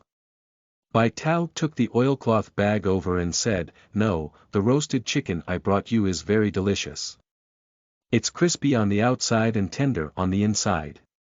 You can eat more. Eating more will help you gain more weight. You should be a little fatter, and I will also taste better. Bai Tao thinks very well. Why are you treating me so well? Zhao Zheng has been accustomed to the coldness of the world since childhood, which has prompted him to have a cold personality and not easily accept donations from others. Bai Tao tilted her head and said in confusion, is this even good for you? It was just a roasted chicken. That's also right. Zhao Zheng was relieved and silently recorded her kindness in his heart. Adding icing on the cake is certainly good, but giving charcoal in the snow is even more precious. He is short of clothes and food, often hungry without stopping. For him, a roasted chicken is already the most delicious dish in the world. Zhao Zheng sat on the stone steps, indulging in a feast, while Bai Tao propped her cheeks and watched as he ate. There is nothing to be said about chewing and swallowing slowly, it is completely unrestrained. But she could actually see a sense of achievement, as if she was making some kind of fattening plan. Bai Tao remembered what Brother Ji Ro had said before, mountains are high and rivers are long, we will meet in the future. She wants to make some changes now, roast chicken emperor, there is hope for fattening. Zhao Jing ate halfway and said, can I give it to my mother? Sure. Anyway, it's for him. Bai Tao nodded. Zhao Jing entered the room, put down the roasted chicken, and soon came out. Bai Tao seemed to hear the sound of the oilcloth being lifted and the sound of chewing inside. Apart from that, the woman in the room did not say a word. But Zhao Zheng's face was adorned with colorful decorations, which is something that everyone would feel sorry for. Bai Tao thought. She has also seen the children in the market who are clinging to their mother's arms, just like when she was young, she was clinging to her brother's arms. That was a complete dependence, but Zhao Zheng did not rely on his mother, and not only that, his mother did not care for him at all. It seems like they are strangers. Isn't it? Zhao Zheng picked it up. Bai Tao glanced suspiciously at Zhao Zheng's appearance and immediately threw away the idea. The beauty of that woman's life, Zhao Zheng is also good-looking, like her. In the future, she will grow up to be a stunning and beautiful man, perhaps not inferior to her elder brother. Pooh, her elder brother is the best looking. Thinking of Brother A, Bai Tao didn't plan to stay any longer. I'm going back, Brother A will worry about me if I go out for a long time. Zhao Jing responded, okay, I'll see you off. Zhao Jing escorted her all the way to the White Mansion. He is accustomed to being vigilant, observing and listening from all directions. Every time passers-by of all kinds walked by Bai Tao's side, he tightened his body and prepared to go. Is it unsafe for a teenager who is only 11 years old to walk on the street with a girl who is only 8 or 9 years old? But Bai Tao, who was bouncing around earlier, clearly didn't have this worry. She focused on various food stalls. Chrysanthemum rice and vegetable roll, chrysanthemum rice and vegetable roll, soft and glutinous, one mouthful cannot be stuffed, one mouthful cannot be stuffed. Selling lotus roots, crispy, crispy. Lamb mixed with chives, the couple has been together for a long time, the man's golden spear never collapses, and the woman's beautiful flower. Bai Tao is obviously a big customer, buying a little of everything and not interested after tasting it. It's just exaggerating, it's not as delicious as roasted chicken, he said. Zhao Jing followed behind her and silently ate what was left of her. Walking through the market, the white peaches in the alley didn't stop. She picked up the green dog-tail grass growing on the edge of the alley and said, I want to find the largest one. The girl is smart and has sharp eyes. Obviously, she was extremely skilled in this kind of thing. She divided the roads in the alley, pulled out the largest two in each section, and finally picked up a dog-tail grass and asked him, tell me, which one is the largest? From this perspective, Zhao Zheng could only see her bulging bun bag and the red ling wrapped around it, but could not see her ancient and quirky expression. He reached out and picked up the leaf on her head, isn't there an answer in my heart?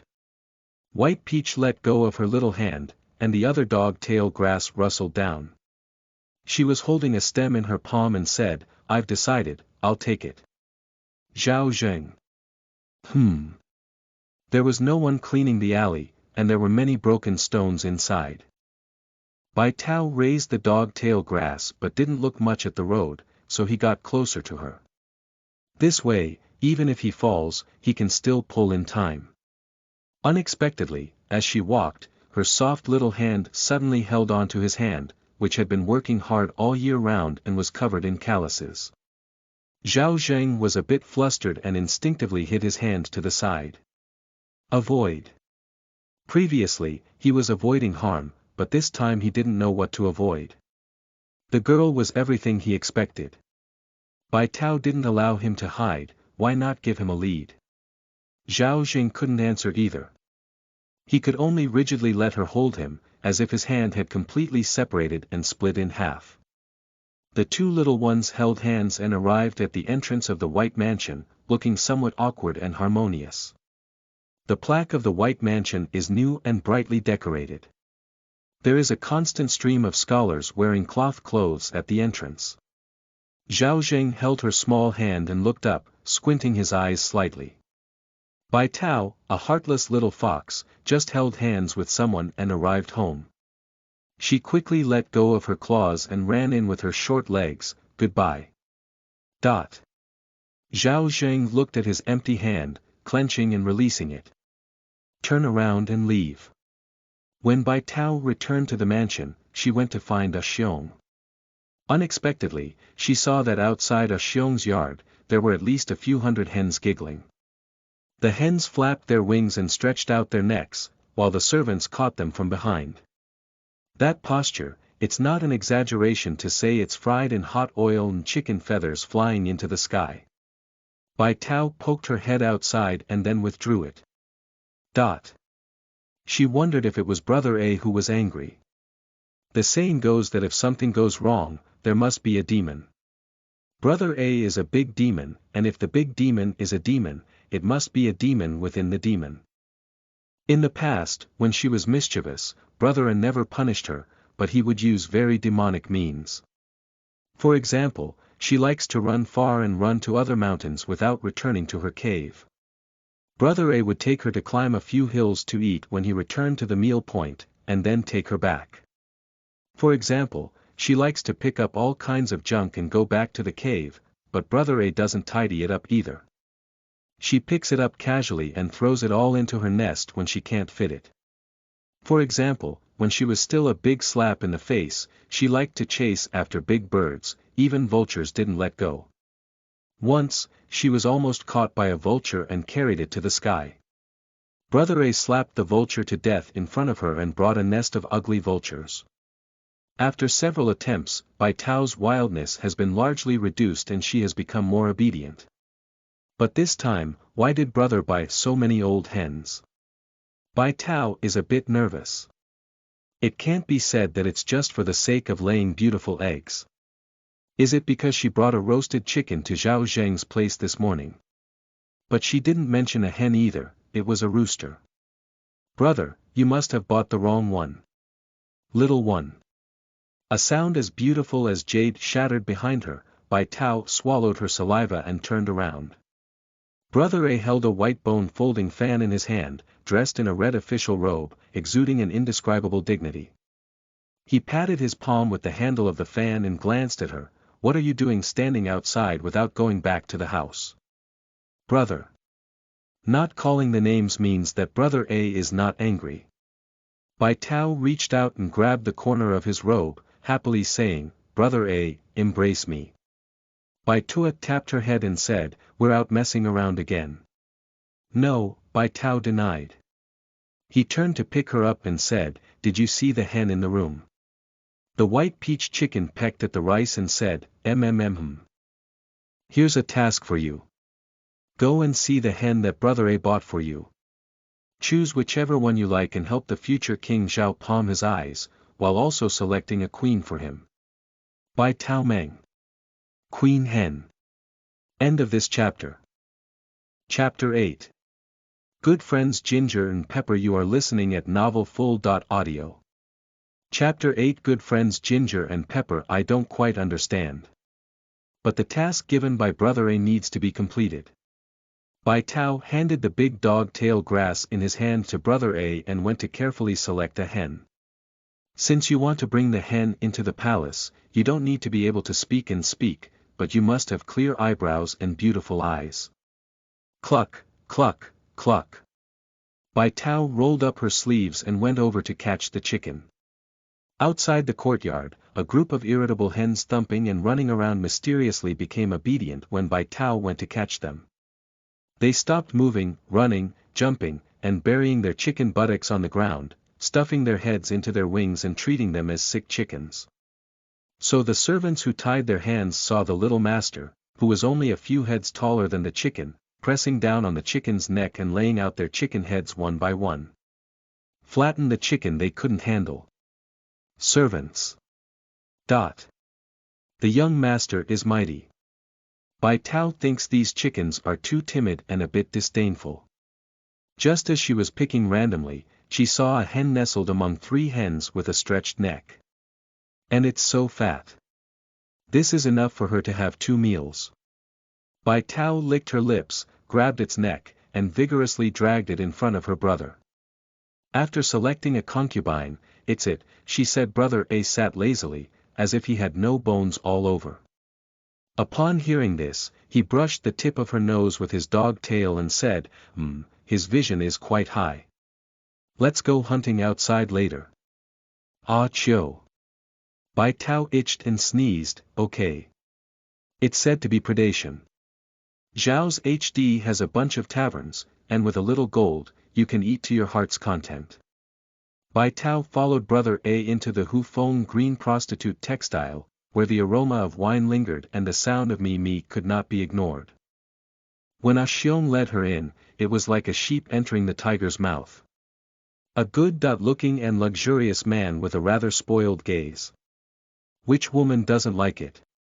A large group of blonde and blue-eyed Hu women twisted their waist and wanted to stick to Bai Tu's body, but they couldn't get any closer. They were also evil. The Hu women were puzzled, but seeing a soft and sticky little guy left alone downstairs made them even more curious. This big brothel is not surprising. Bringing such a small person in together, it's really the first time someone has been left here. They whispered and jokingly asked the girl sitting on a table drinking goat's milk, "Your father doesn't want you anymore." He went to hug another woman. "How come you don't know to cry?" Bai Tao took a sip of sheep's milk and said, "No, you don't want me. That's my brother, not my father." Ha! Who knew? Covered her mouth and smiled. Then your elder brother looks at starting a career. Perhaps he has achieved some fame. How many concubines did he marry? No. Also unmarried? No. As soon as the words fell, the Hu women looked like mosquitoes staring at the egg liquid and rushed over. "Good sister, you are our good sister. What do you think of the sisters?" As they spoke, they also took off their jewelry and wanted to bribe her. "When that adult comes down later, sister, you need to speak up for the sisters. We can do it alone, and it will be even more successful together. With so many sister-in-law entering the door, we will definitely love you well." Bai Tao didn't ask for their jewelry, but blinked and said, "But the maid at home said that Brother A likes men." The Hu women's faces were full of excitement, as if they had been hit hard and walked away hiding their faces. Bai Tao was still drinking sheep's milk innocently and had a hiccup. Bai Tu upstairs didn't even know that the little guy below was spreading rumors to him. He pulled the black line with his slender fingers, removing the soul of the bearded woman completely, leaving only a collapsed human skin. With a shake of his sleeve, the chicken demon came out. The chicken demon landed and walked over with its neck stretched and swayed. At this moment, the black thread wrapped around Bai Tu's fingers became even thicker and more unpredictable. Crashing into ghostly figures, angry, jealous, hateful, and lustful thoughts. Chi stitched the chicken demon together into the human skin of Hu Nu. The person's skin quickly expanded into a fuller and hotter Hu woman. Her golden long hair curled up to her waist like waves, and her emerald green eyes were as deep as a vortex. Her voice was melodious and gentle. "Thank you for your guidance, the fairy." The little demon is grateful and tearful. She dares not forget her forever. Bai Tu shook her sleeve and said, "From now on, you will be Lin Mayer, a prostitute. I want you to do something for me." Lin Mayer respectfully commands from the immortal. She revealed her fair neck, appearing extremely obedient. Bai Tu said, "Is it possible to create a court of debauchery that traps loyalty and goodness?" Lin Meyer bowed and said, "I will never refuse to die." After listening, the white tea turned into a black mist, and once the task was completed, there was no longer any attachment. He needs to keep an eye on the little one to prevent her from running around again. But when he went downstairs, he suddenly saw that little guy being honest. Bai Tao sat quietly drinking milk, a small bowl that others could easily carry home. Bai Tao curved her lips and said, "Are you so well behaved today?" Bai Tao said, "That's for sure, I'm obedient." Looking at the heartbroken gazes from the Hu women around him, Bai Tao didn't believe it, but he never cared about these unrelated people. He just held her little hand and said, "Where do you want to go to relieve yourself?" "I want to go to the market and watch the fish slayer scrape their scales." Bai Tao remembered the back of Zheng she saw during the day and wanted to compare it. Bai Tao's mouth twitched. What new hobby is this little guy? But after all, it was just a matter of looking, and it didn't hurt much. He replied, "Okay, let's go." "Okay." Bai Tao and our brother looked at the fish-killing plate at the market and made a decision after returning. She decided to watch less in the future. Brother A stayed with her for a few days as usual, busy day without any fox shadows, and only brought her some fresh things when he came back in the evening. Bai Tao is also very busy. She goes to take some food to fatten her emperor and stroll around him during the day when she has nothing to do. Since the last time Zheng offended Zhao Yan for her, she was afraid that Zhao Yan would retaliate and secretly drugged him. How can I still take the medicine after taking it? With this mindset in mind, Bai Tao went to Zheng's yard very diligently. Mainly, Zheng will take her on various fun activities. They will go out of the palace together to run horses at the foot of Purple Mountain. At first, Bai Tao felt a bit twisted, but Zheng took her to run and also tasted the taste of each other. After all, it's really enjoyable not to have to run alone. They also raced horses together. Go to the horse gallery at the foot of the mountain to choose a horse, and bet on who will run better than the horse chosen. Zheng has been with horses for years, with a unique vision. Bai Tao is a fairy with sharp eyes. However, despite this, Bai Tao still lost a portion to Zheng, but Zheng would still make her more vulnerable. When they were thirsty, they went to the lake to drink water. Zheng would swim in the water, and with a fierce thrust, no one could be seen. Bai Tao thought her emperor's flesh was suffocating and was thinking that she would not bring it out and bake it now, but Zheng would float out of the water again.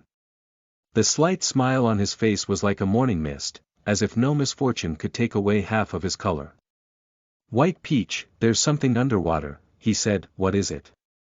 This completely captured the curiosity of the fox, and even the dry fox tried to go into the water. After playing and frolicking in the water, they caught small fish and shrimp at the bottom of the lake, and even caught a big bastard. They set up a bonfire to roast the prey they caught when they were hungry. White peaches have strong hunting abilities, but they are not easy to transform. Zheng's skilled arrow technique is no less impressive when used for hunting. Capturing 3 simple and easy-to-handle wild rabbits, Zheng grabbed their hind limbs and plunged a knife into their flesh. Starting from the rabbit's mouth, it peeled until it reached the rabbit's neck. The neck piece peeled off smoothly, and he pulled down hard like peeling clothes. Crisp and neat. White Peach, who was waiting to eat rabbit, picked up some firewood and threw it into the fire. Watching the flames flicker without any dead branches, she said, "Did you often do these things before?" Zheng said, "I always have to know a little bit." Bai Tao felt that he was living very hard. She can hunt, but she never deals with these prey. Her elder brother helps her with many trivial matters, thinking that other children are the same. The eagle will teach its chicks how to fly, and even the wild rabbits roasted on the fire now will have female rabbits teaching them how to survive. But Zheng had no one to teach him, he had figured it out on his own. "Well, I'm quite good at exploring. Children from other families in the household of common people." The child from another family handed her the salted grilled meat and said, "Let's cool down and eat." Bai Tao took it and blew it twice, blowing away the thoughts in her mind. She ate 1 wild rabbit, and Zhao Zheng ate 2 wild rabbits. As someone else was quite big, he naturally had to eat more than her. After finishing his meal, Zhao Zheng picked a piece of emerald green bamboo leaves and crossed his legs and leaned against his mouth to blow. The melody was melodious and melodious. After a while, he turned his gaze and saw Bai Tao sleeping with 2 leaves covering her eyes. Bai Tao slept soundly, completely unprepared. At this moment, the sun was dizzy and swaying, and the golden wind howled through the forest. Thousands of wooden leaves rustled down, and withered leaves fell on her like butterflies, like a dream. It's autumn now. Zhao Zheng stopped playing and looked up at the vast sky in the southwest, twisting bamboo leaves in his hand with a hint of bitterness in his mouth. As the sunlight was about to set, Zhao Zheng gently woke up Bai Tao. The two of them descended the mountain, and when Bai Tao returned to the white mansion, he saw that the lights inside were brightly lit, and the whole mansion was waiting for him. Bai Tao, dressed in white clothes, stood in the dimly lit area. "Has you returned?" Bai Tao asked with a smile. Bai Tao was a bit reluctant and said, "Didn't you tell me you wanted to come back later, brother? You even said I'm wild." Okay. Bai Tao's flawless and creamy appearance still wore a burning smile. "Let me tell you what you've played with today, brother A," she said, "just hunting, riding horses, and I caught a bastard in the water. It's so big, at least 50 years of Taoist experience, and I put it back." Bai Tao supported her forehead and said, "Without spiritual enlightenment, one cannot be called a Taoist. Brother A, don't you think it's a pity that I let Wang Ba go?" Bai Tao reacted, "Then I'll catch Wang Ba with my bare hands tomorrow and make sure to catch him." Bai Tao couldn't help but laugh and said, "Forget it, you're a little big. Be careful not to get caught and run away by Wang Ba." As he spoke, he said, "Have you seen anyone else today named Zhao Zheng?" "Others?"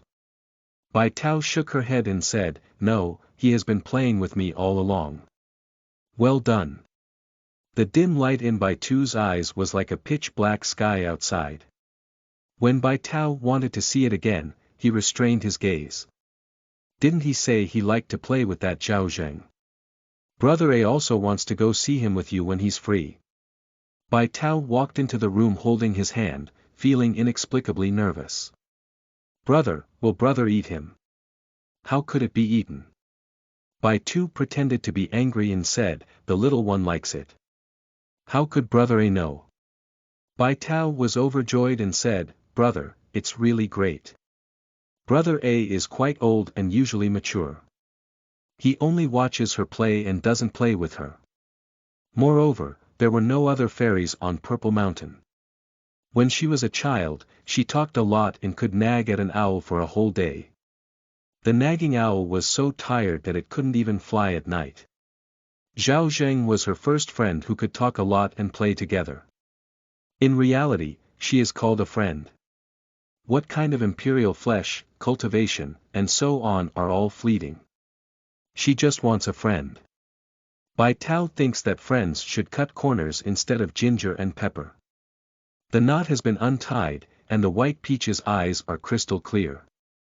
Bai Tao lowered her gaze and looked at it. Her slender hand paused, wondering if she had touched the cute and innocent fox cub. End of this chapter. Chapter 9. 9 Tales Becoming a God. You are listening at novelfull.audio. Chapter 9. 9 Tales Becoming a God inside the Hufeng Green Brothel. Zhao Yan, Guo Kai, Han Sung and his group are celebrating wildly, and next to them sits a beautiful and unparalleled prostitute. This prostitute is exactly Lin Meyer. She was pouring drinks for them with all kinds of charm, and occasionally a small glance, bold and somewhat reserved, would captivate Zhao Yan's soul. Zhao Yan had a blush on his face, not sure if he was drunk or floating. He hugged Han Sung's body, which was no less than that of a woman, and clinked his glass with Guo Kai. Come and come, for the great contribution of the Crown Prince and Guo Kai's unparalleled strategy, do it. Guo Kai smiled heartily and followed suit. Ding! After the collision of the bronze wine bottles, Guokai didn't rush to drink and sighed, it's also fate. If it weren't for Zhao Zheng suddenly leaving the palace and not coming back in the evening, those two envoys from the Qin state wouldn't have been able to find anyone. We can't hook them into the green prostitute's house to raise funds, so naturally we won't bow down to Lin Meyer's feet and fight for her. He continued, Zhao has always been an enemy of Qin for generations. The bad news of the officials of Qin has spread for thousands of miles. According to the spirit of our Zhao people, if we know about it, we will not spit on our heads. At this moment, the people who took advantage of the situation and infiltrated us caused a threat to their safety. Seeing that things didn't work out, they might even lose their lives. Those two cowards from the state of Qin ran overnight, carrying their heads and horses. Ha ha ha. Zhao Yan patted his thigh and smiled happily, open up, big talent. With both hands wrapped around his waist, Han Sung leaned over and said, what's going on with Guokai? It's clearly the king's unparalleled bravery. Zhao Yan listened comfortably and kneaded a few times before saying, a strategy is only when it is interconnected.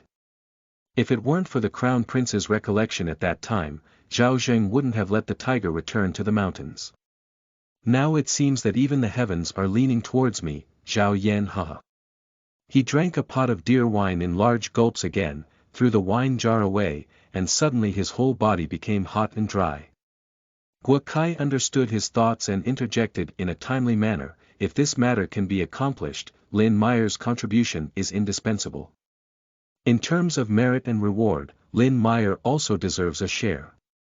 You. Zhao Yan nodded with his fingers, with an expression of, you still understand me.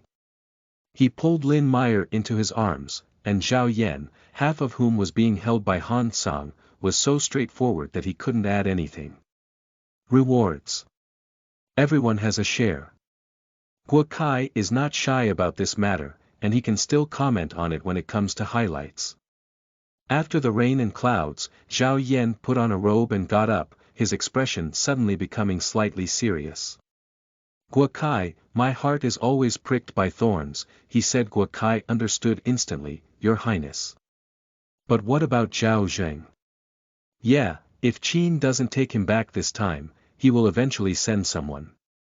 If he comes back, I feel like something big will happen. Zhao Yan pursed his lower lip and slapped the long table, why can't he die in our Zhao country? Why can't he die in Zhao country? Ah! The commotion woke up Han Sunlin Mayer, who was sleeping on the collapsed platform. They stood up sweatily and said, Your Highness Master. Zhao Yan turned around and scolded, Sleep, do you have anything to do with national affairs? Guo brainstormed quickly and came up with a plan, we can't die in the state of Zhao, nor in the hands of Zhao soldiers. Your Highness, why don't we do this? He leaned in Zhao Yan's ear and whispered a few words, causing her to touch her chin and laugh, you dare to think about it, but, Yin. It's really Yin. The forces of Zhao were surging in the dark, but Bai Tao was completely unaware. She is only responsible for eating, drinking, and having fun every day, living a carefree life like a fox spirit. One day after the autumn rain, she tidied up and went to lead her brother to find Zhao Zheng. Zhao Zheng's firewood gate is still tightly closed. Bai Tao knew that Zhao Zheng had a habit of locking, so she just wanted to take her brother over the wall. Brother touched her head and knocked on the door. Knock and knock. This is still Bai Tao's first time knocking on the door, and she followed suit with a bit of novelty. The door opened and Zhao Zheng walked out. Despite the bleak autumn weather, he still wore very thin clothes. Seeing the handsome man with silver hair standing outside the door, Zhao Zheng had also heard the rumors and gossip in the palace, but still hesitated slightly. Your Excellency, is that? Bai Tao said, this is my elder brother. Zhao Zheng welcomed them in, set up a straw mat, and burned a can of hot water. Zhao Zheng's family is on 4 walls, and this pottery jar and tea cup were brought to him by a white peach from the White Mansion. At the moment Bai Tao held the tea cup in his hand, He realized that it was the one he had lost on his desk. He glanced at the little fox cub. Bai Tao pretended to be serious and straightened the lace on her clothes. Well, teacups can grow legs. It's not her business. Zheng habitually sat next to her and said to Bai Tao, "We don't have tea at home and our hospitality is simple. I hope you don't mind." Bai Tao hasn't spoken yet. "It's okay, my brother doesn't like drinking tea," Bai Tao quickly said. Bai Tao poked her with a finger, but he didn't know what she was thinking. "Little one," he said, "hee." Bai Tao smiled. After sitting down, Zheng, as the host, timely asked, "What's the matter with you looking for me?" Bai Tao blew hot water, and a thin mist shrouded his eyebrows and eyes, making his face indistinct. "There's something," he said. Zheng listened attentively. 19 years ago, during a heavy snowfall on HD, my carriage slipped and overturned in the middle of the night when it hit the streets. It was only with your father's righteous help that I was able to escape. But at that time, he refused to leave his surname and could not repay it. It is only today that I have discovered who he is, and since he has a son, I came to repay this kindness. To repay the kindness. This statement is true or false, the white peach door is clear. 9 years ago, they were still hiding in a foxhole. Where did they come from? They even got stuck in a carriage. But Zheng didn't know. 9 years ago, he was only 2 years old and had no ability to remember anything, but he could hear what the silver-haired man was saying. I heard him say again, "Teaching is also a matter that I have carefully considered. Although I was born into the Yi faction, I have not been proficient in practical combat, but I have made great achievements in the study of military swordsmanship and formation, especially in the field of military strategy. From the period of King Wu of Zhou, I have read the 6 Rice of Tai Gong and Sima Rangju's military strategy, down to the 13 chapters of military strategy, Sun Tzu's military strategy, Wu Zi, Sun Bin's military strategy, and Sima's strategy, all of which I am familiar with." At the end, the silver-haired man said, "If you're interested, I can share all of this with you." Zheng was slightly stunned. These are all new worlds that he has never been exposed to before. Which man doesn't want to be knowledgeable and versatile, so that he can make achievements in the future? But his inherent vigilance kept him hesitant. The white peach beside him immediately said with a ghost spirit, "White peach pays respects to master." As she spoke, she even nudged him with her elbow, her voice soft and soft, "Master, you're doing well. You're not at a disadvantage, master." Facing her watery big eyes, Zheng pursed his lips and made up his mind. He knelt down and was about to bow to his master, but Bai Tao stopped him. An emperor gave him a big bow as a demon, but he didn't know if he wanted to ruin his life. "I preach and teach, but I never dispel doubts. Teach, not teach. Teach but not teach. What does it mean?" Soon after sitting down, Zheng understood the meaning behind it. He was the first to tell himself about the Battle of Chongping, which was closely related to his own situation. The Battle of Chongping lasted for 3 years. The leader of Zhao, who was originally Lian Pe, was replaced by Zhao Kuo with a scheme by Qin. Qin's general Bai Qi tricked and killed 400,000 Zhao soldiers. After this battle, although the Qin army won openly, they both suffered losses. At this point, Zhao people hated the Qin people even more, and his situation as a proton naturally fell into a state of desolation. After listening to Bai Tao finish his speech, Zheng pondered, if the leader of the army were not Zhao Kuo, who was just talking about war on paper, but rather the seasoned and steady Lian Pe, the Battle of Chongping may have been rewritten, and it is uncertain whether this battle will be fought or not. Bai Tao was impressed by his sensitivity, but instead of answering the question, she said, "In your opinion, what do you think will happen to the war situation in the future after the capture of prisoners of war in the Battle of Chongping?" Zheng said again, "After this battle, the war is likely to become even more intense, and it will be even more difficult to fight in the future. Does that young master think it's not appropriate to trap and kill? Bai Tao asked. 40,000 lives, how heavy they are. This exciting battle, which broke the long-standing confrontation between the Qin and Zhao states, is also a rich and colorful chapter in the overall history of the Warring States period. Is it something that a young master who has not yet started his career can judge? Zheng was fearless and said, 40,000 strong soldiers must eat and drink. The daily consumption of food and grass is astronomical. If the Qin army gives it, they will not be able to eat enough. This is creating opportunities for them to fight back. If they don't give it, they will have to starve to death. He said again, Bai Qi's killing spirit is too strong and his achievements are too high. If I were to become a king, I would use his hand to kill him. If I were to make a decisive decision, I would also secretly eliminate a threatening general. It's difficult to fight, but ultimately, it's all 6 countries who are not convinced. If they are not convinced, then come and fight. He has never placed himself in the position of a vassal. Enough rebellious. Bai Tao was quite appreciated, but did not make any judgments. Zheng now understood what he meant by teaching instead of teaching, and he bowed respectfully. The topic ends here. But I don't know when Bai Tao had already fallen asleep, and next to Zheng was the wind. She used her small hands to pillow her head and huddled beside him, letting him block the cold wind for her.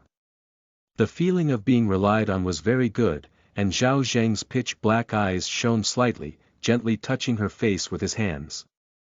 As soon as my hand touched it, I noticed the gaze thrown from the side. He turned his face and saw the silver-haired man's gaze, which was shrouded in wind and rain. However, it suddenly regained its composure and became indifferent. The little one loves to play around. These days, she's always running towards you, I'm afraid she's bothering you, he said. Zheng withdrew his fingertips and looked at Bai Tao's blushing face, don't bother. He really enjoys having someone to accompany him. Sometimes he can even feel that Bai Tao, like himself, is lonely. Bai Tao picked up the little one and said, let's go. I'll teach you something every day at this time. He turned around and left, while Bai Tao was sleeping without saying goodbye. As night fell, the pitch-black shadow gradually enveloped Zheng, making him feel a bit chilly. Zheng also likes to hear Bai Tao say goodbye, and goodbye means he will come to see him again. It seems like there will be overlap when separated. He always hopes for the arrival of dawn. The next day, Bai Tao came bouncing around. She brought back her elder brother, and Zheng learned that his real name was Bai Tao, a white immortal from the state of Zhao. Bai Tao handed him the 2 bamboo slips in her hand, read Sun Tzu's Art of War and Sun Bin's Art of War in your heart. Zheng took it over. He wanted to hear Bai Tao take the initiative to talk to him for a while, but Bai Tao saw that Brother A had something important to do with him and obediently walked away. He is a bit disappointed. Zheng is reading a book, and Bai Tao is teaching. Bai Tao was silently watching beside him. When Brother A taught him, he spoke only a few words and his tone was very stern, and his face was also very cold. And Zheng would always ask what he was thinking at the right time, but Xiong remained silent. After watching it a few times, Bai Tao couldn't see whether Brother A and his friends were getting along well or not. But she also feels that Xiong is right not to say what he thinks. After all, fairies are fairies, people are people, and the places they live in are different, so their thoughts are also different. Since childhood, Brother A has taught her how to play as a fairy, how to make trouble as much as possible, and how to make trouble as much as possible. Everything should be done first with oneself, and whoever doesn't like it should be punished. Anyway, we must not suffer losses. But being a person is subject to various secular perspectives, following the principles of benevolence, righteousness, propriety, wisdom, and trustworthiness, as well as distinguishing between upper and lower classes, commoners, and nobles. If you are unlucky to be a woman, it may be even worse. You can divide the main room into concubines, and men have the final say in everything. Bai Tao is grateful that she is a fox spirit. She's not a human being. Bai Tu was flipping through a book when she saw her in a daze and asked, "Are you bored?" Bai Tao shook her head. "Don't worry, I'm very well behaved and won't disturb you." He curved his lips slightly and rubbed her head, saying, "If I'm afraid it's boring, I'll send you back. There are slaves in the White Mansion for you to entertain. Recently, Brother A has also chosen some acrobats in the slave market. Let's take a look when we go back, okay?" Zheng was commenting in circles, and when he heard that she was about to leave, his pen slightly froze. "I won't go." Bai Tao shook her head again and said, "I'll just stay here." Zheng's strokes began to flow smoothly. The aura on the emperor's body is indeed attractive to fairies, as it is an excellent accessory for cultivation. Bai Tu didn't insist either, but took her out to chop down 2 trees, cut through wooden boards, and then made zhangqiuqian with thick hemp rope. "Come on, give it a try." He knew she liked height, so he made the swing higher. Bai Tao was both nervous and excited as she was held tightly by her elder brother and sat there. Pushing her up in the air, she felt that the blue sky and white clouds were so within reach, and couldn't help but coquettishly say, "Brother, push it up a bit, even higher." Bai Tu doted on her and said, "Okay, hold on firmly." Woohoo! Bai Tao grabbed the swing rope and felt the flying wind. "Hi, brother, I still need to be high," she said, "Little one, I'm really not satisfied. Brother A is the best." When Bai Tao was still a fox cub, the mountains and fields were wild and wild.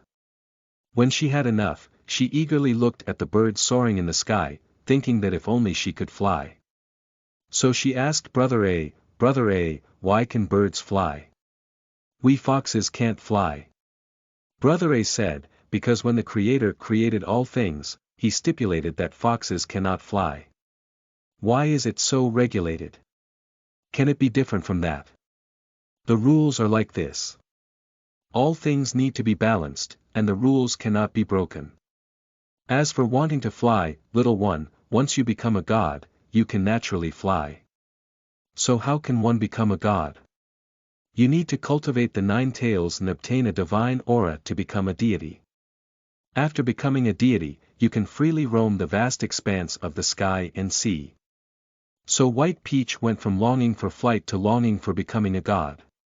But Brother A said that after a group of people became gods in the Shang dynasty, the rulers were already saturated, and the human and demon tribes who practiced also declined. No more cultivators could become gods. It is true to say that one is unwilling, but no matter how much one is unwilling, Bai Tao can only work hard and practice hard, hoping to become an immortal fox in the future. But cultivation is not as easy as that. Brother A has lived for countless years and has only been able to cultivate the 7 tails. She has been practicing for 100 years, and there are not yet 2 tails left. Her plan to become a god is far away. But now Bai Tao has become indifferent. Is it so important to become a god or not? As long as Brother A stays by her side, don't add Zheng, he is a good friend. Brother. It's even higher. As she threw herself into the sky time and time again, Bai Tao felt even more satisfied with her current life and expressed her joy happily, "Brother, I really like you." The little fox cub's love has never been hidden. Upon hearing this, Bai Tu smiled slightly and whispered, "You've been spending so much time on cultivation, you're just liking Brother A." The little fox cub's expression immediately became listless. "Brother, can you like it in a different way? It's too heavy." "Haha." Bai Tu was amused by her. Zheng, who was reading military books next to him, walked over and looked at the clear and bright girl on the swing. He said to Bai Tu, "Sir, my arm is strong, and I can push higher." Upon hearing these words, Bai Tu's hand paused and her face slightly changed. This is the first time a mortal has intervened between their siblings. End of this chapter. Chapter 10. Swing High. You are listening at novelfull.audio. Chapter 10. Swing high, but as an elder brother, he must learn to let go. Bai Tao slowly released and said, "You come." Zhao Zheng nodded and said, "Okay." It turned out that Zhao Zheng had been distracted and paying attention to Bai Tao. He listened to her repeatedly say a little higher and then looked at her blooming smile. He also noticed the small expression on her face that turned lethargic after she finished saying she liked Brother Ah. He thought that Bai Tao didn't like being high enough, so he came over to take over. After Zhao Zheng took over, he indeed pushed it higher, and Bai Tao laughed like a lark, like strings of silver bells. Halfway through the push, Zhao Zheng suddenly stopped. Bai Tao raised her head and said somewhat unwillingly, "Why did you stop?" Zhao Zheng avoided her gaze and said, "I just heard you say, 'Do you like me, brother?' Do friends like each other?" White Peach blinks its eyes. She has always held a lot of freshness and curiosity towards the lively things in the world. She only knows that there are many pairs of friends in the world, but will friends ask each other if you like me? Do I like you or not? She doesn't know. Bai Tao was about to answer when Brother A took her back. "Goodbye Zhao Zheng." She jumped off the swing and said goodbye to him. Zhao Zheng behind him watched her lead her brother bouncing away. When the fallen leaves fell from the branches and the yard without her laughter fell completely silent, he sat alone on the swing she had once sat on. Such carefree years fly by in time, autumn and winter come, and in the blink of an eye, it is Bai Tao's second winter in the state of Zhao. She takes her elder brother to Zhao Zheng's courtyard every day, where he teaches and she patrols around. Bai Tao needs to ensure that this small courtyard is free from flying butterflies, chirping birds, and wandering mice. If there is, follow and chase. If there is, but I haven't chased after them. That's disrespect for her fox spirit ability. Zhao Zhengxue is diligent, and Bai Tao is playing on his own. She doesn't disturb him either. When he finishes studying, she will pester him to push her on the swing. She found that Zhao Zheng was better at speaking than Xiong. If Xiong wanted to say 2 or 3 words, Zhao Zheng only needed to ask a question. When he agreed, he didn't even think about it.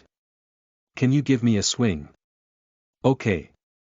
"After pushing the swing, accompany me to play shuttlecock." "Okay." "After kicking the shuttlecock, will you accompany me to the rooftop to see the stars?" "Okay." Zhao Zheng is always obedient.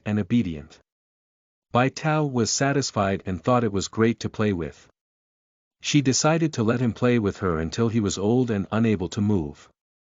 Zhao Zheng lifted her onto the swing and sat her down. After a year, he caught up with the food and rubbed her head like a seedling. Due to his hard work in practicing swordsmanship and boxing, he still has thin muscle lines on his arms. He looks straight when wearing clothes, and even if he takes off his clothes and takes them out, thieves have to weigh and steal. As soon as Bai Tao sat down and didn't swing, she saw Zhao Ji walking out of the room. Perhaps it was a year of prosperity that comforted her abandoned heart by her husband, and she gradually recovered from her illness. Seeing Bai Tao, Zhao Ji's eyebrows and eyes seemed to sway with spring water, and she handed her the gloves in her hand. "Xiao Bai Tao, Aunt Zhao made you a pair of rabbit gloves using the rabbit skin you were hunting outside a few days ago. Do you think they fit well when you put them on?" She was wearing a green jacket, which was thick but not bulky. She is actually a woman in her 20s and 80s, at her most charming age, and her every move is very graceful. Bai Tao took it and glanced at Zhao Zheng. Zhao Zheng's long eyelashes drooped, casting a heavy shadow on his eyelids. He dodged his hand, which had been taut by the cold wind, and said, "Mom said it's for you, take the peach." The words were spoken very intimately, and Bai Tao accepted them with a soft voice, "Thank you, Aunt Zhao." "Hey!"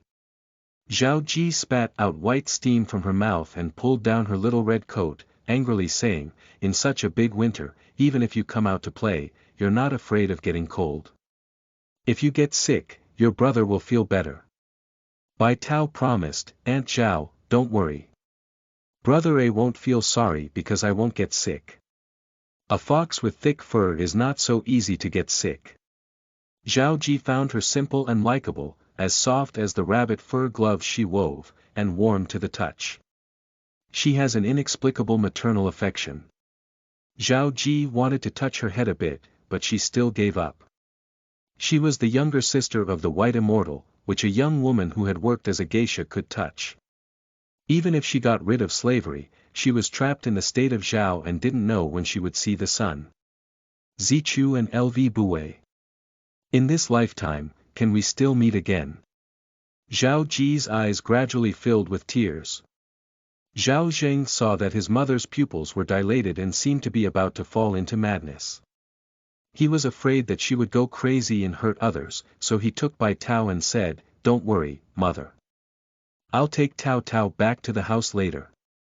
Zhao Ji slowly turned her gaze towards her son who was born in October. That gaze, without any fluctuation, it was as cold as ice under the eaves, and a gentle thrust would pierce the flesh and blood of the heart. Then, a cold tear fell from the corner of Zhao Ji's eye. Zhao Zheng didn't seem to see it, so he picked up Bai Tao and walked into the house.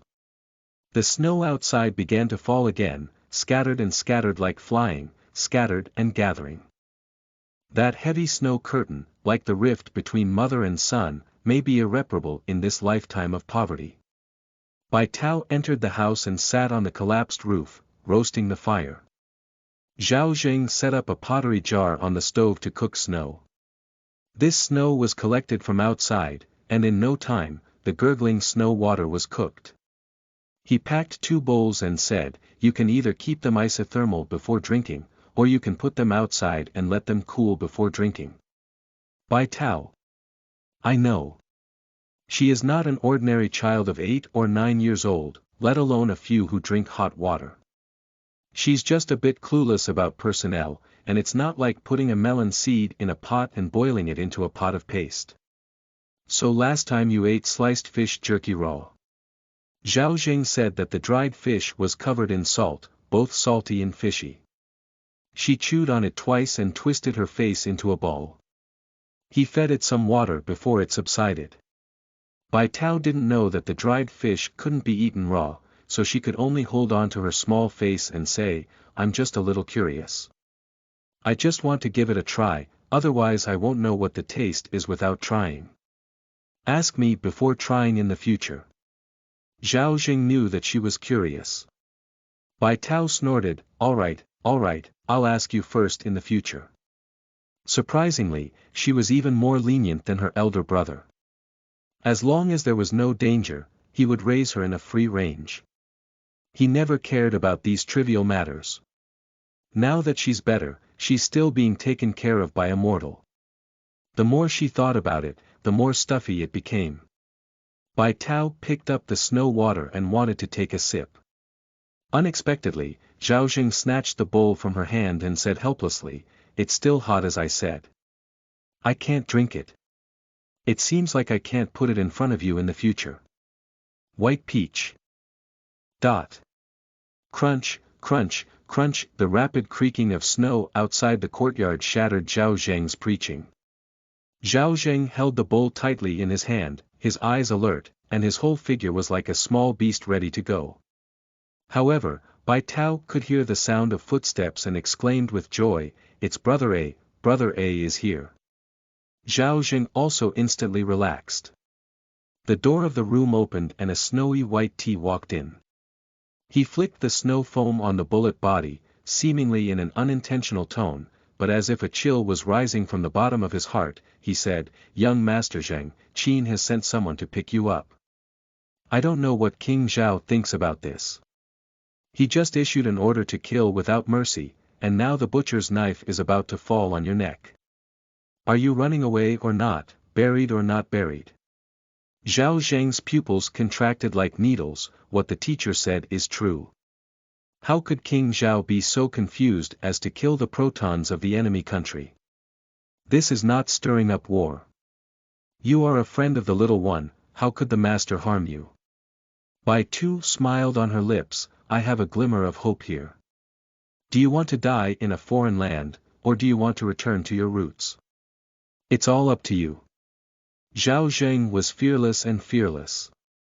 I just want to live. Then go quickly and call your mother. Hurry up and embark on the escape journey. Hurry up. Bai Tao continued, the gatekeeper I raised is now desperately dragging down the generals of King Zhao. The letter will be sent to the Qin state generals stationed at the post station. If he is smart, he will wait outside the palace to pick you up now. Zheng can only choose to believe him, let alone have no room for disbelief, because his current situation can only be blocked by fate. Without delay, he quickly ran out to find Zhao Ji. As the person left, Bai Tao squatted down and placed her hands on Bai Tao's shoulders on the couch. She said seriously, Bai Tao, listen carefully to what Brother A said. Being named, Bai Tao immediately straightened her waist and said, Brother, you tell me, I'm listening. Spring silkworms turn into butterflies, and chicks fight against the sky. Brother A watches as you go from starving to learning to walk, and now as if you are still blooming in full bloom. But even if Brother A is reluctant and concerned, he still wants to let go and let you grow alone. Whether you are a person or a demon, the lesson you learn is how to grow. Only when Brother A lets go can you truly grow. Bai Tao didn't understand a bit, only understood one meaning. She tugged at his sleeve and said wrongly, Brother, do you think I don't want me anymore? How could I not want you? You will always be Brother A's treasure. Bai Tao leaned her forehead against her smooth forehead and said softly, Brother A will see you again. On this trip, you will stay by Zheng's side for now. He is an emperor, and he has the opportunity for you to break through. When you go to Qin Palace, you must also guard Zheng and keep an eye on him. Not only do we fox spirits covet him, but other fairies also covet him. Can you successfully complete the task entrusted to you by Brother A? Bai Tao opened her mouth and wanted to say something more. However, Bai Tao cruelly picked her up and stuffed her into Zheng's arms, who had just entered the room. She then broke her fingers apart one by one. Bai Tao was extremely panicked, but she grabbed an empty spot and said, Brother. Ignoring Bai Taoxuan's teary little face, he turned his head coldly and reminded Zheng, I'll go and hold Zhao Bing. You'll take care of her, little one. After speaking, Bai Tao left without looking back. His white clothes were swept away by the cold wind, like fleeting clouds. As his last figure disappeared, the world before Bai Tao began to silently collapse. Brother. She struggled hard in Zheng's arms, trying several times to use her demonic power, but never thought that Xiong would seal her whole at some point. She could only whimper helplessly, Ah Xiong. Ah Xiong. How could Brother A leave? Does he not want her anymore? Do you think she's not good? Tao Tao, Tao Tao. Zheng patted her back. The young man's body had not yet grown up, but it was already somewhat reliable. He coaxed, Don't be afraid, Tao Tao, I'm here. Woo. White Peach's eyes turned red, and the scorching warmth dripped onto his neck, as if it were dripping onto the tip of his heart. She seemed to shatter at a touch, and Zheng hugged her even tighter. Don't be afraid, I'm here. End of this chapter.